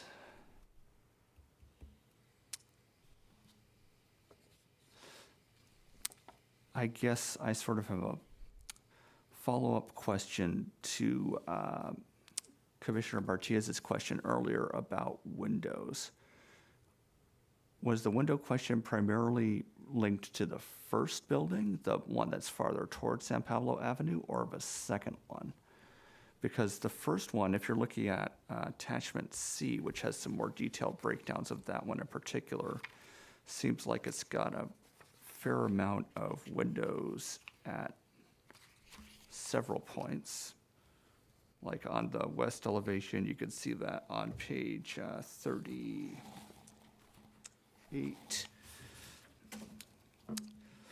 The north elevation, of course, is just showing the larger building, but also the east elevation on page 40. You can see windows on most of the publicly facing sides. We don't really see a demonstration of sort of the in-between space between buildings A and B. And that might also be a worthwhile rendering to show basically like what does it look like between the two buildings facing one building facing the other. So you could sort of see the in-between space. That's not going to be as big an impact on public perception, but it is going to shape, I would think, how we view the relationship of the two buildings to each other and how they integrate stylistically. But based on what I can see in attachment C, it looks like there's a fair number of windows in the front building. So were you requesting, and this is, I guess, more a question to Commissioner Martinez rather than the applicant, but were you requesting more windows be placed in the second storage primary facility? Thank you for the question, Commissioner Menez. I guess, and sorry that we're bouncing around on so many of these attachments. I did note that there were some glass windows, as referenced on the front of attachment D. And then when you get into the sketch, I can't even tell you which one it is, but it goes down a little more to the street level. There Well, and I are think, some too, windows. there's a difference between windows and glazing, and that's used in part because a storage facility with, excuse me, too many windows, it becomes a security issue, and it becomes, you can't have a window into somebody's storage unit. And so what's on the inside of that window on elevated floors, sometimes you use a glazing or a faux window technique that gives you the look and appearance of a frosted or tinted window to improve the aesthetics, but it's not an actual window into anything versus the first floor where you want to have that window to have visibility. Those are things that as we complete the design and the development application, it's a great point to use that technique and use aspects of that in the development. Perfect. And so it was just in light of if there's going to be office space, right? Let's say I'm renting a boardroom from you for a meeting or some other person, whoever it is, right? They'll probably want to have windows because it's just a little bit more inviting, right? Sure. It's just the way it is. So, yeah, so I don't know how you're going to work on any of that. No, I've got it. But just I think I food understand. for thought, that's Yeah. all. Thank you. Thank you for the question, Commissioner Menace. Okay, and thank you for the clarification, Commissioner Martinez. So let's see. And then I guess sort of my final recommendation here is that looking at attachment D, if there's a way in your new design, but you could sort of take the articulation and variety of colors that you've got in the first building and expand that out more to the second building. You do have some of the same articulation and color design, but it's definitely more noticeable and sharper in the first building. And while, say, on page 50 of 86, the front page of attachment D, a lot of it is shaded by the front building, there's still sort of this space up at the top here that could maybe use some more articulation or variety in color, in my opinion and as a recommendation, just stylistically speaking. Thank you. And that's all for now. Thank you. Yes, thank you, Vice Chair Menace. Commissioner Bender. I was just going to say, as a response to Commissioner Martinez, under attachment C, their final proposal back when, along the front along San Pablo Avenue, the ground floor is some version of translucent glass for their lobby as well as their then proposed office space, whatever that was going to be, that wraps around both sides. There is reference, and it is they call it spandrel glass, and as the applicant was saying, that's basically opaque glass. So if you see that in the future, you'll know it's a faux window. Thank you. And this is my turn. I guess just generally thinking of, given that the project wasn't approved the first time around, I think that creative uses of the space included into this design may be more successful and may fit the needs of the city as well. So just mentioning some of the things that had been mentioned earlier, like housing, what else? Housing, mixed uses, mixing commercial, industrial, office. I think that a creative use of this space may be more successful in the future. Is residential, and this is a clarifying question, is residential an allowed use in this district?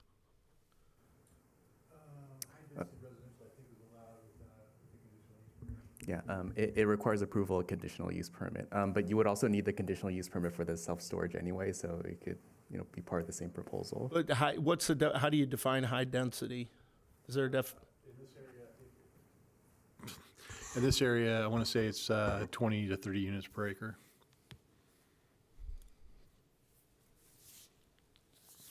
For a visual clarification, that's something about like 3 to 5 stories, more or less. Yeah, I mean, you have to remember, I mean, once they're proposed, I mean, we'll have to put it up against the standards of the specific plan, because that's where it's at. In this area, I think it's what, 40 feet or 4 stories, I think is the maximum. However, if they did do an affordable housing, of course, they could ask for waivers and all that, and could go taller if they needed to or not, if they needed it to make the number of units work. But yeah, so I mean, there are some things that the height could go up depending on if they included the residential. Yes, Vice Chairman. Yes, so I actually just noticed, looking over the land use and development standards again, that for office industrial mixed use, there is one kind of housing that doesn't require a conditional use permit and would just be permitted by right, accessory dwelling units. I'm not sure if that would actually work with mixed use industrial site, because ordinarily accessory dwelling units are associated with, single family residences. But I thought it was interesting that most of the other ones were no or conditional use permit, but that was just permit flat out. Yeah, just a clarification on that. For an accessory dwelling unit, you do need a primary dwelling unit on site before you could propose an accessory one. So in the case, there was an apartment building proposed or, existing on site, they would be able to do an accessory dwelling unit as a permitted by right use. But without that existing primary residential component, you wouldn't be able to just do the accessory dwelling unit.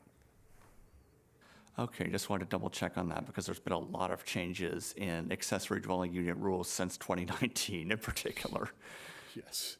A lot. Yes, Commissioner Lam Julian. This is a question for staff.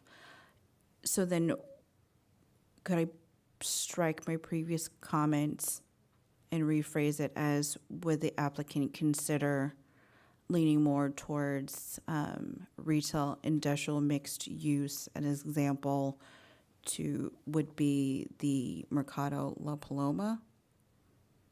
Would that? I'm sorry, I want to make sure that I'm clear on the question. Are you asking if you can make that recommendation? I think No. I think I have a better idea. Basically, in Pinole Shores 2, there's multiple uses associated with that project. There's retail, there's the kitchen incubator, there's the restaurant as part of the quote industrial portion of the project. So, if I'm mistaken, I mean, is that what you're kind of talking about? Is for potential for this property, they could do the same type of thing as Pinole Shores 2 did, with it would be on a smaller scale due to the size of the property. Pinole Shores, where it was allowed to do like those big restaurants where the gym is and all those multiple uses, because they had a bigger square footage to allow for those uses to go into. But those retail uses in the restaurant are ancillary uses as part of the OIMU. And Justin, if I'm off, just let me know. And but yeah, so I think where you're going with that is that in terms of the building that you're suggesting, yeah, there's a lot of cities that have taken their industrial buildings and turned them into mixed uses, whether it's residential, commercial, whether it's commercial, industrial, whether it's industrial and office or office and residential. They've been able to do that within the existing buildings and design features there. They have the ability to do that. It's just, it would be on a much smaller scale and depending on what they would propose as part of their project. Did I answer that question? Hopefully That does answer my question. Okay. And then, so then we're not tiptoeing where we shouldn't towards not a recommendation, more of asking the applicant, would they consider going that route? Or is that a possibility that they might consider? I would just say that potential applicant doesn't need to make a statement as to which way they will or will not go on that position right now. You can simply make that recommendation that they consider that in their future application. Yes. Yes. Thank you. I am complete. I don't know. The short of that is you don't need to make an answer to that right now. I appreciate your patience as we're walking through the nuanced Brown Act regulations. What I'm advising is that they're not, the commissioners are not making that recommendation on the proposed use in this evening's meeting, but Commissioner Lam Julia is providing an example for you for your consideration, in consideration of your potential Absolutely. future application. And yes, thank you. Yeah, to kind of add on top of that, I believe Emeryville also Bless you. has. Let's see. I believe Emeryville, the city of Emeryville around here, has similar developments that you may consider. Those are also like they're multi-level. I think that those are probably a little bit on a taller side, but they have different uses within, like whether it's industrial, commercial, retail. I think also healthcare settings as well. So they've been very busy with redevelopment as well. Great. I'll take a look at it. Any other questions or comments at this time? I just want to make one comment to the applicant, and maybe if when you're going through the use table and you see that a lot of these uses might require conditional use permits, we will be doing just the one big conditional use permit for your project. So just to let you know that, I mean, Okay. so that, just to give you an idea, so that you're aware that this all requires a conditional use permit. Well, you can do it under one application. Got it. Okay. Thank you. All right. Although I enjoy coming to multiple. See, Well, and we would love to have you multiple thank you. I meetings, appreciate and, it. Thank you. Yeah. It's not an easy flight from St. Louis, but I'll do it. Yeah, that's right. Yeah, I don't know. It's been pretty warm in St. Louis, but developers have to have a certain amount of cheese ball in them, right? Yeah. And with that, Plan Manager Mahanam, are there any other questions from the commission? Is there any specific action you'd recommend tonight? No. Can't do that. Well, No, that's I true. picked that That's up true. earlier. I'm just true. trying to learn, take notes, and That's true. well, the other thing that we do have as part of the community is an ad hoc review committee. So when and if those design features you're getting close to an application, you can always bring it to the ad hoc design review committee for more feedback, for more specific feedback, as part of that committee as well. So that if you have what I would call like an 80% drawing or 90% drawing or something like that, we have the ability to do a pre-application meeting to go over and give it this is where staff goes over it with a fine tooth or just give you some recommendations and that. So Great. there's also that opportunity as well. yeah, I'll be exploring that for sure. Would that mean that wouldn't need a motion, correct? No. Okay. And then any public comment at the end? There is a hand raised, but I think you closed the public comment early. Oh, that is true. Is Sorry. Is it John? So then with that, we would just move on to our next item. All right. Thank you very Great. much, Bo. Thank you. Thank you.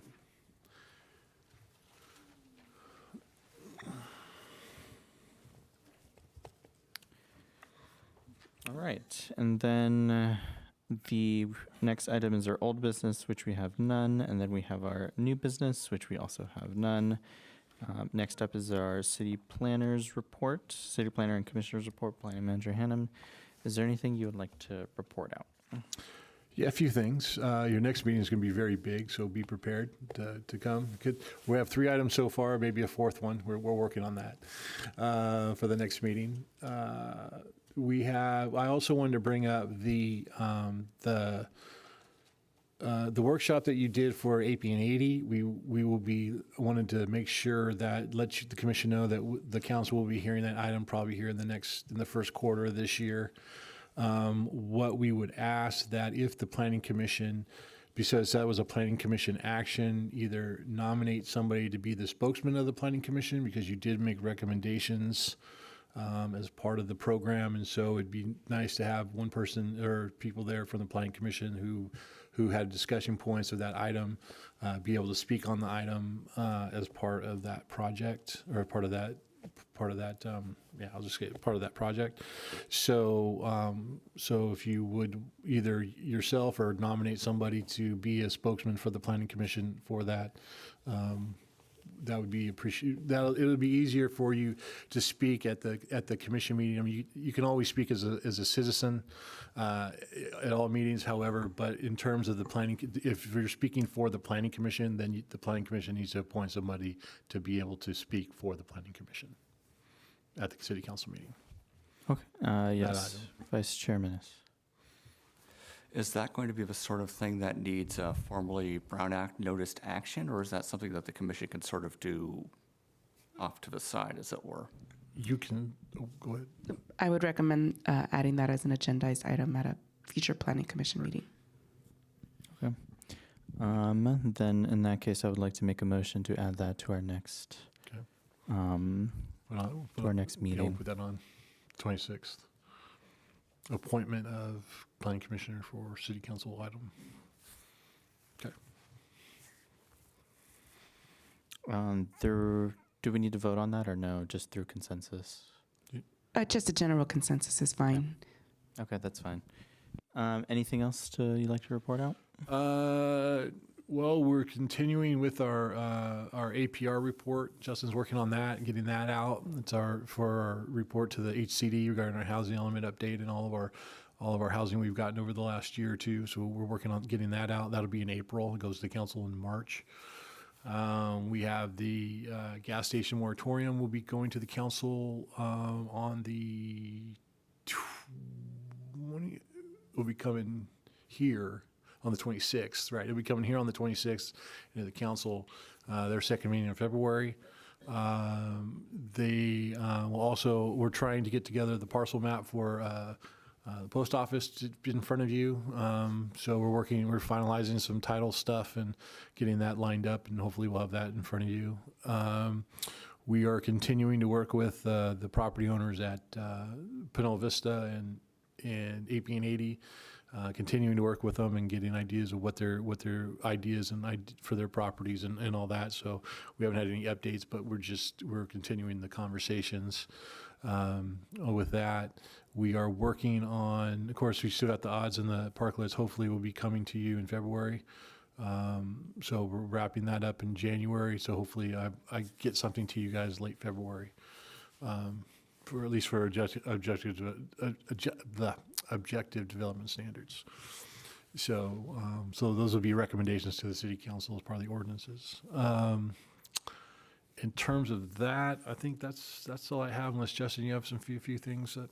I think the Uptown Yard use permit modification was going next meeting. Yeah, that's coming to you. As part of the Uptown Yard, there was a condition of approval on there that required the planning commission to review it after a year.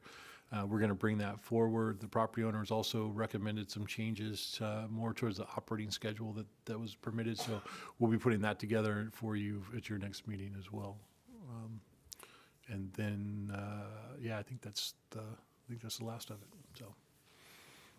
Perfect. And thank you for that. Any questions from the commission? Oh, wait. One last thing. The Planners Commissioner Academy. So I want to make sure I've got Gabriel, I've got Andrew, I've got Tamiko, myself, and Justin. I need that one more person. So whoever is that person, I would need to know who it is like yesterday. So if you can go, that's great. If no one can go, that's fine. We'll go with 5. That's fine. I mean, I don't want to pressure anybody. You don't have to go. But it's just one of those things that I've got to make reservations, and I have the rooms. I have all the rooms reserved, and then I'm working on the conference registrations right now. So I've gotten like four of them in there, 5. So I just need, if I need one more. If I don't, I don't. Then I'm good. And just a reminder for the date. It is March 10th through the 13th. I'm pretty sure. Let me pull that up real quick. In Anaheim. Let me pull it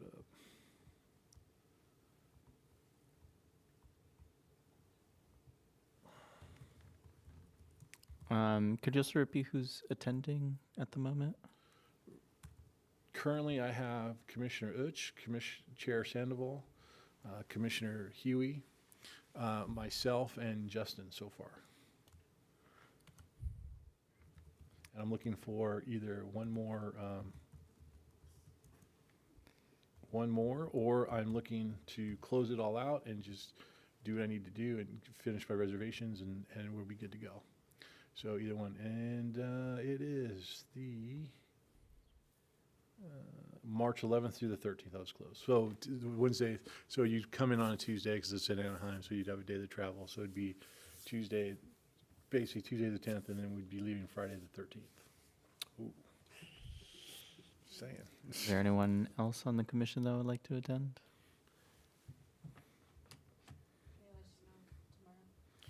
Tomorrow will be the deadline. Sounds good. 11:59. All right. And then any questions from the commission for Planning Manager Hannum's report? Looks like none. Do we have any public comment on this item? Yeah, we do have a hand raised online. Again, it's caller with the phone number ending in 5748. So caller, when you're ready, please press *6 to unmute.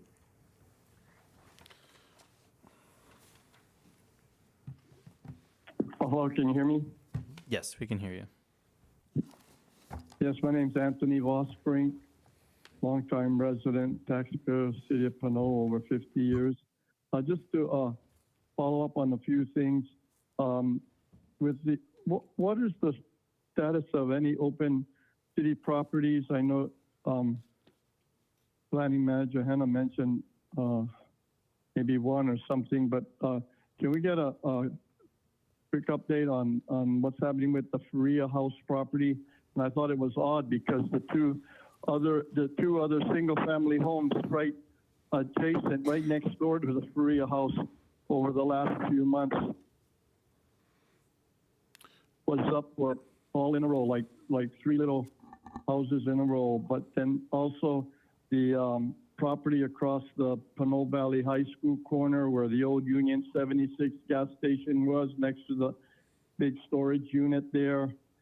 And I believe there, and is anything going on with the fencing proposal around the, in front of the St. Joseph's school and police department there, as well as the open property across the street from the post office, and whether or not you mentioned the Safeway Tara Hills shopping center situation. And along those lines, does the city have a new chart, has a chart or a grid chart showing the status of any pending grants that the city has applied for within the past year or year and a half, and where they stand, like what the item was and the value of the grant and whether we were successful or what have you? And that being said, I know they had a grant for that bridge on San Pablo Avenue, but can they get some of that money to repair the broken, smashed bridge right next to Station 74 on that kind of a sharp turnout on Pinole Valley Road that got broken several years ago? And all the city did was put up some orange cones, and they put up 2 sawhorses, and they didn't, it's been up there for so long, and they haven't replaced the batteries in the sawhorses, so it's, at night it's pitch dark on that corner, and all they have is concrete barriers to protect that corner area that got smashed out with some private citizen, and we were supposed to collect some money to repair that bridge, but it wasn't enough. So can we get a grant to repair or replace that problem bridge there right before you hit the Pinole Valley Park soccer field? And do you have an update on what the Contra Costa County Flood Commission was going to do? Flood Commission, I guess they had a meeting. They had one of their directors or someone make a presentation to you people, if not the city council, or a special meeting with a flood control district.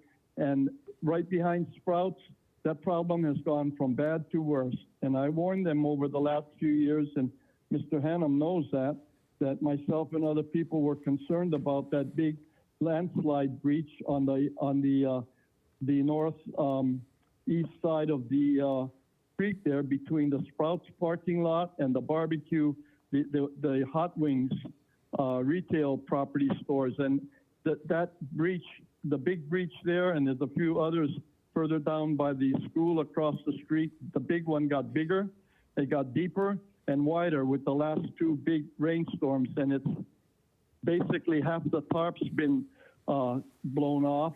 And I thought the flood control commissioner was going to get out there with his people and evaluate that, and all they did, I believe, whether it was them or the county, they sent out a little road crew a few weeks later, and Mr. Menace said he thought they were doing You have 30 some seconds repair remaining. or renovation, but they weren't doing that. All they were doing was some basic yard work out there, trimming some weeds and bushes, and they trimmed down some old leaves, branches from oak trees, and it's on that trail on the southwest side of the creek, and they're still there, but they didn't do anything to address that breach. All they did was, you know, pick up a couple small trucks of weeds and rubbish and bushes around there that they trimmed. Please But they need wrap to up your dredge comment. out Your time has parts of- expired.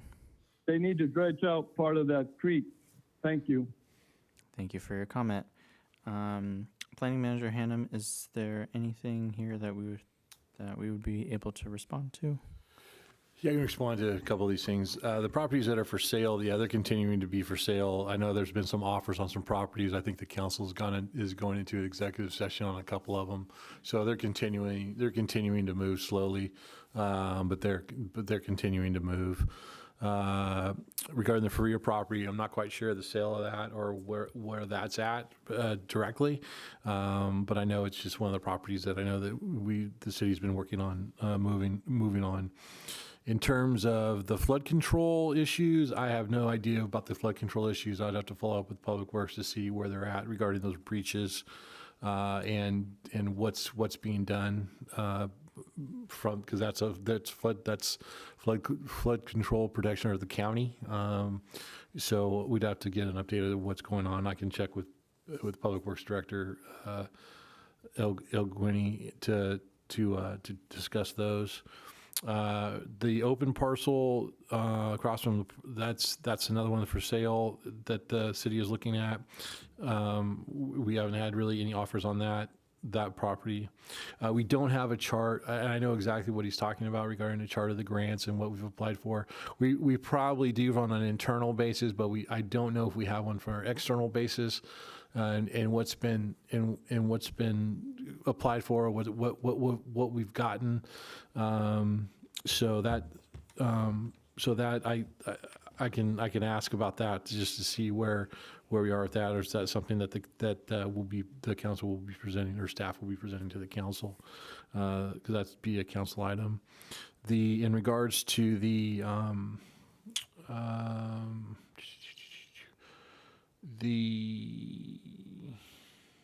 okay, so the open properties for is the Pinole Valley, the property of Pinole Valley Road, that's a privately owned, that's 2995 Pinole Valley Road, that's a privately owned property, not a city-owned property. So it's for sale, but there hasn't been any movement on it lately. There were about 3 or 4 years ago, Dutch Bros and Starbucks were both looking at that parcel, but they were both kind of shot down for that particular area. And no applications were ever filed for that property. In regards to, like I said, in regards to Balboa and Blackstone, the two property owners of Pinole of 1880 and Pinole Vista, we're continuing to work with those owners and continuing to try to work with them to get what they need in terms of users, end users, and getting those properties developed or redeveloped. We know we're working with Pinole Vista right now on a demo permit to take the Kmart down. So hopefully we'll get, I don't know if they've submitted plans yet for that, but I know they're in the process of working on plans and hopefully get that submitted, and so we get that building down. Because right now we do have code enforcement issues on that building. So they're going to want to take it down fairly quickly. Their entitlement, as you're aware, their entitlement is good until October of 2026. So they still have a little bit of time to develop the project or at least start the development of the project of the apartment building. And we'll be working with them on that. And let's see, and regarding the parks and the bridges, I'll have to, again, those were public works issues that I will look into to see where we're at on this. Did I miss anything? I think I got everything. Thank you for that. Yes, Commissioner Martinez. Thank you, Chair. My question is going to be, we receive a lot of maintenance and operational questions, but are we the best body to address this, Planning Manager Hannum, or should we redirect these questions to City Council, which may have more authority to see that these items are actionable and being tracked and resolved? It's a little shocking when I hear one of our residents say, this was reported a year ago or 2 years ago, and there's no action being done. Right. Are we the best body to be funneling these things that are maybe not being addressed? Or should we send these, say, when these items are coming up, send them, direct them to City Council and say, this needs attention? Well, yeah. In terms of the maintenance issues, I think they use the Planning Commission because we're a body of the city, and you guys do make recommendations to the City Council. But however, yeah, these are all items that really need to go to the next level or to the council level, because you don't have any jurisdiction over any of these issues unless there's a specific project with a land use entitlement or some type of entitlement that you have the ability to govern or make a decision on. None of this really. I mean, I have funneled these messages. I mean, I have funneled messages to the Public Works Director about comments that have been made by the Planning Commission, or from comments from the Planning Commissioners. I've given these comments to Public Works foremans, and then they work on them. They schedule what they schedule. You have no control over that. I have no control over that. We only can report what we report, and I do it out of the courtesy of the public citizenry that are asking the comments. But we have no jurisdiction over those issues. But I do it as a courtesy because it is a public comment that comes up, and I do inform them that these items came up as issues at our meeting. So that's all I do. I don't. It's up to the Public Works to follow up. I tell them who gave the comment, and it's up to them to follow up with them to get these things done. I'm just kind of like a messenger in that regard, because we have and planning has no authority over any of these items as well. So it's not like it falls in my bailiwick in terms of my job area until projects are derived, projects are driven, similar to like with the CIP. The CIP comes to the Planning Commission. We don't have any say over what goes into the CIP. All we do is rule if it's consistent with the general plan. So that's kind of the same thing with these comments.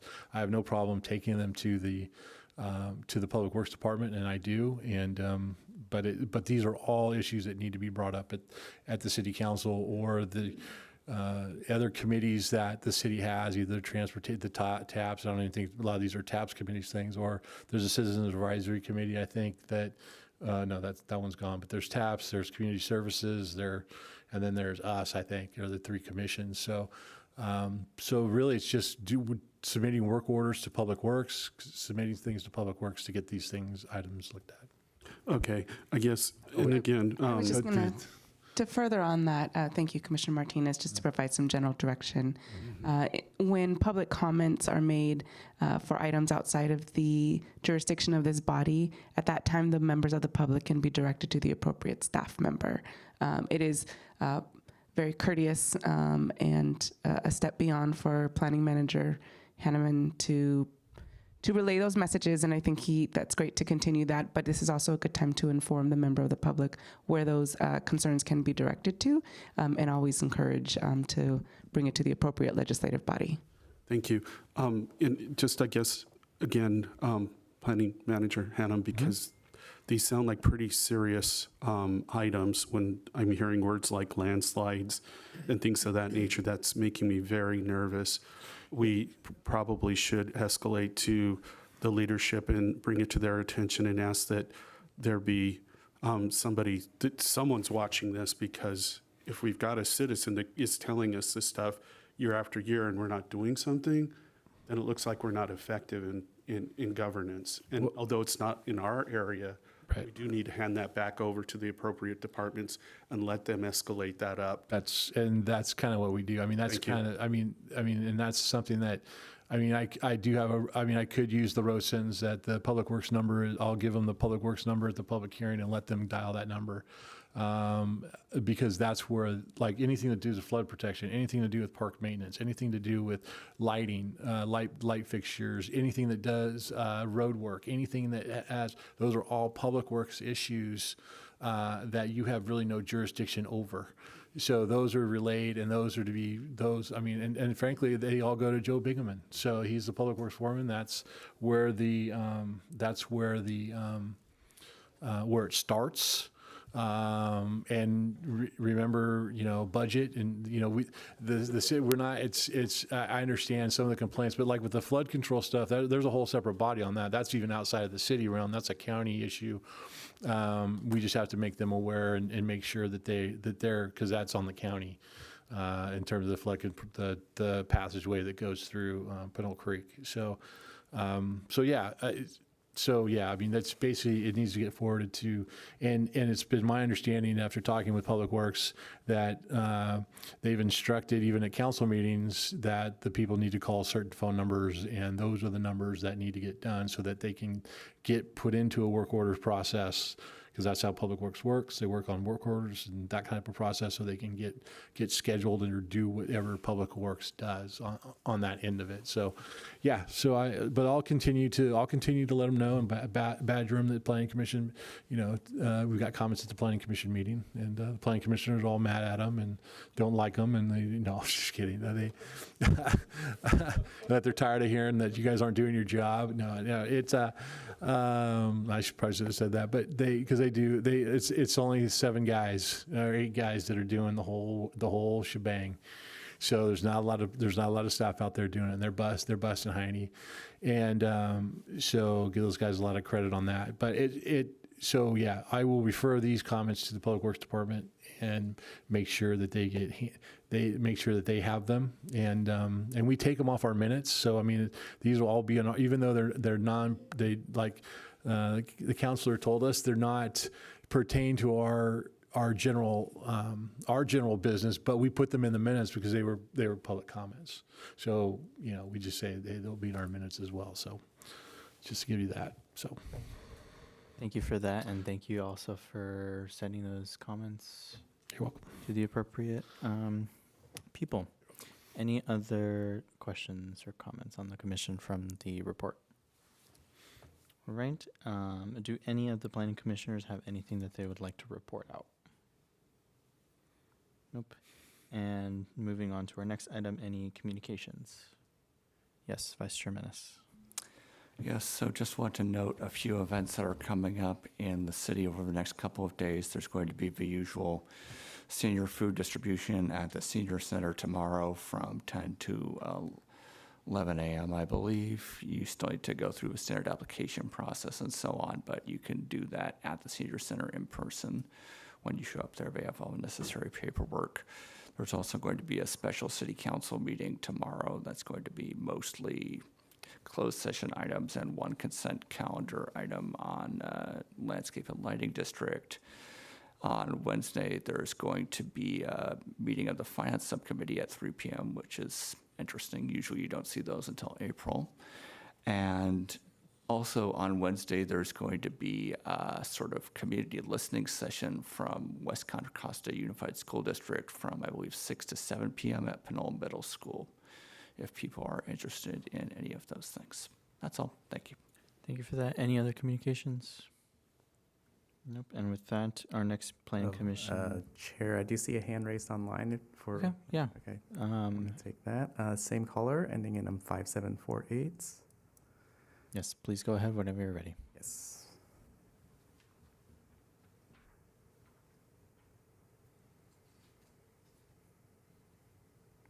Hello. Yes, we can hear you. I'm sorry. I have to defend myself and other public citizens, and I really appreciate the time Commissioner Martinez and maybe other commissioners took to address some of these past old issues. But it's, you know, these, the majority of these have been reported before. They have been called in and documented with case numbers to people like Letitia and other people, and they've run it up the totem pole. But, you know, at times when we don't get a call back from anybody in City Hall or Public Works, that is, to give us the status and update, so we have to call back for the second or third update time.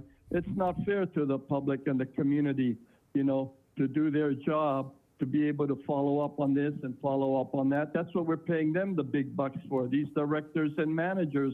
And I've even posted these with the past two city managers, but they got rid of them so they can't help us follow up on anything. And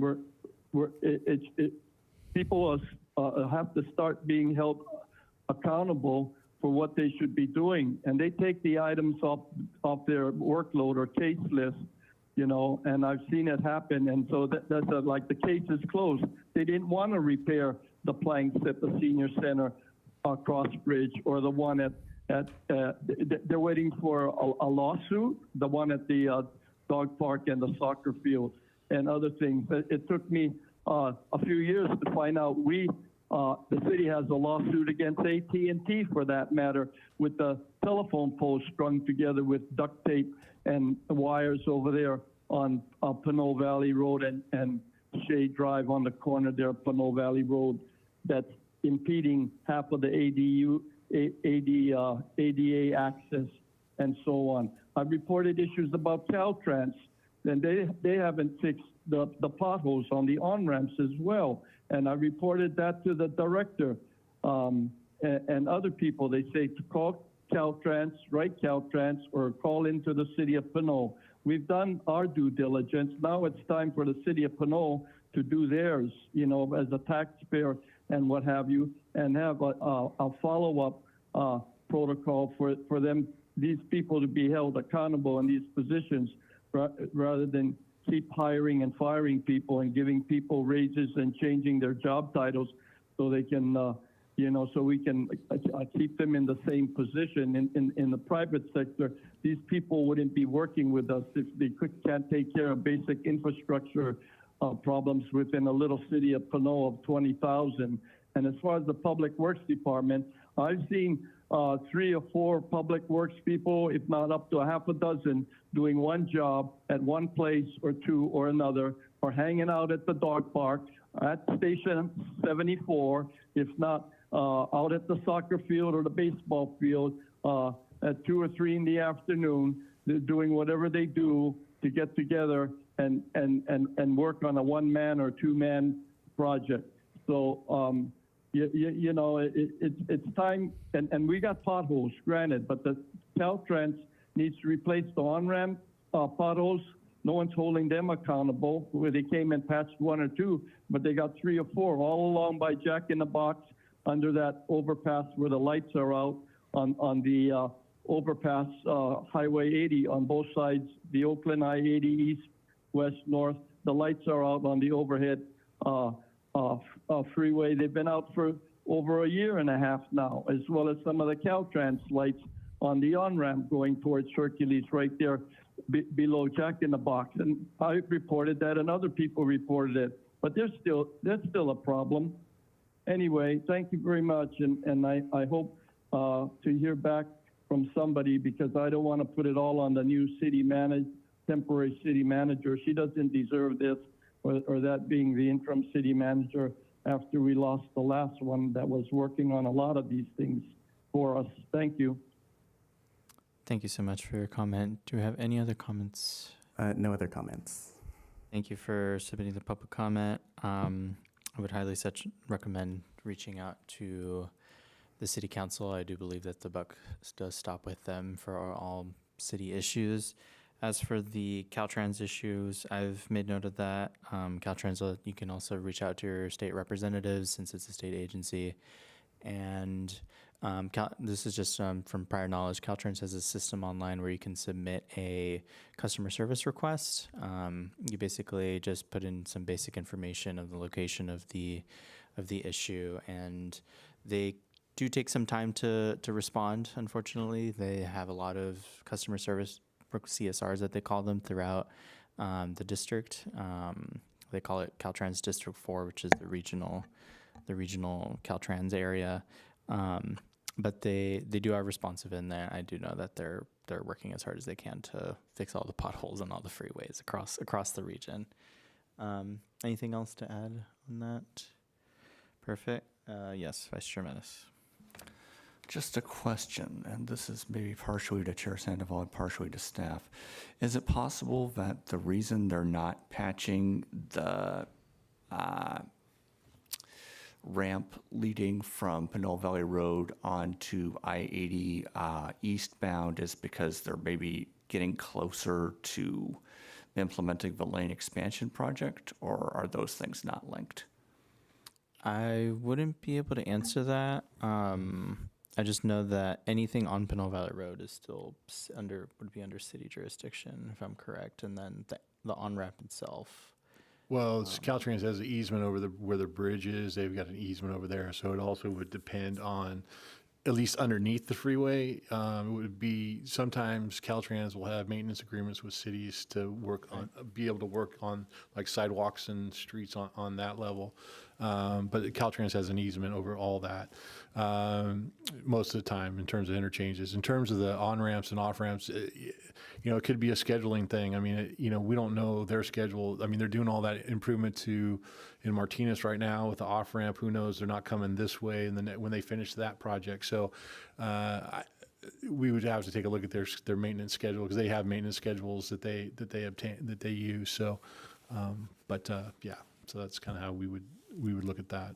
So it could be just they're getting closer to our off-ramp and hopefully get those things done. Yeah, I'm also sure that they have a very long queue of service requests after all the storms. Anything else? No. And with that, our next Planning Commission meeting was scheduled for January 26th at 7 p.m. And with that, we will be adjourned. Thank you, everybody.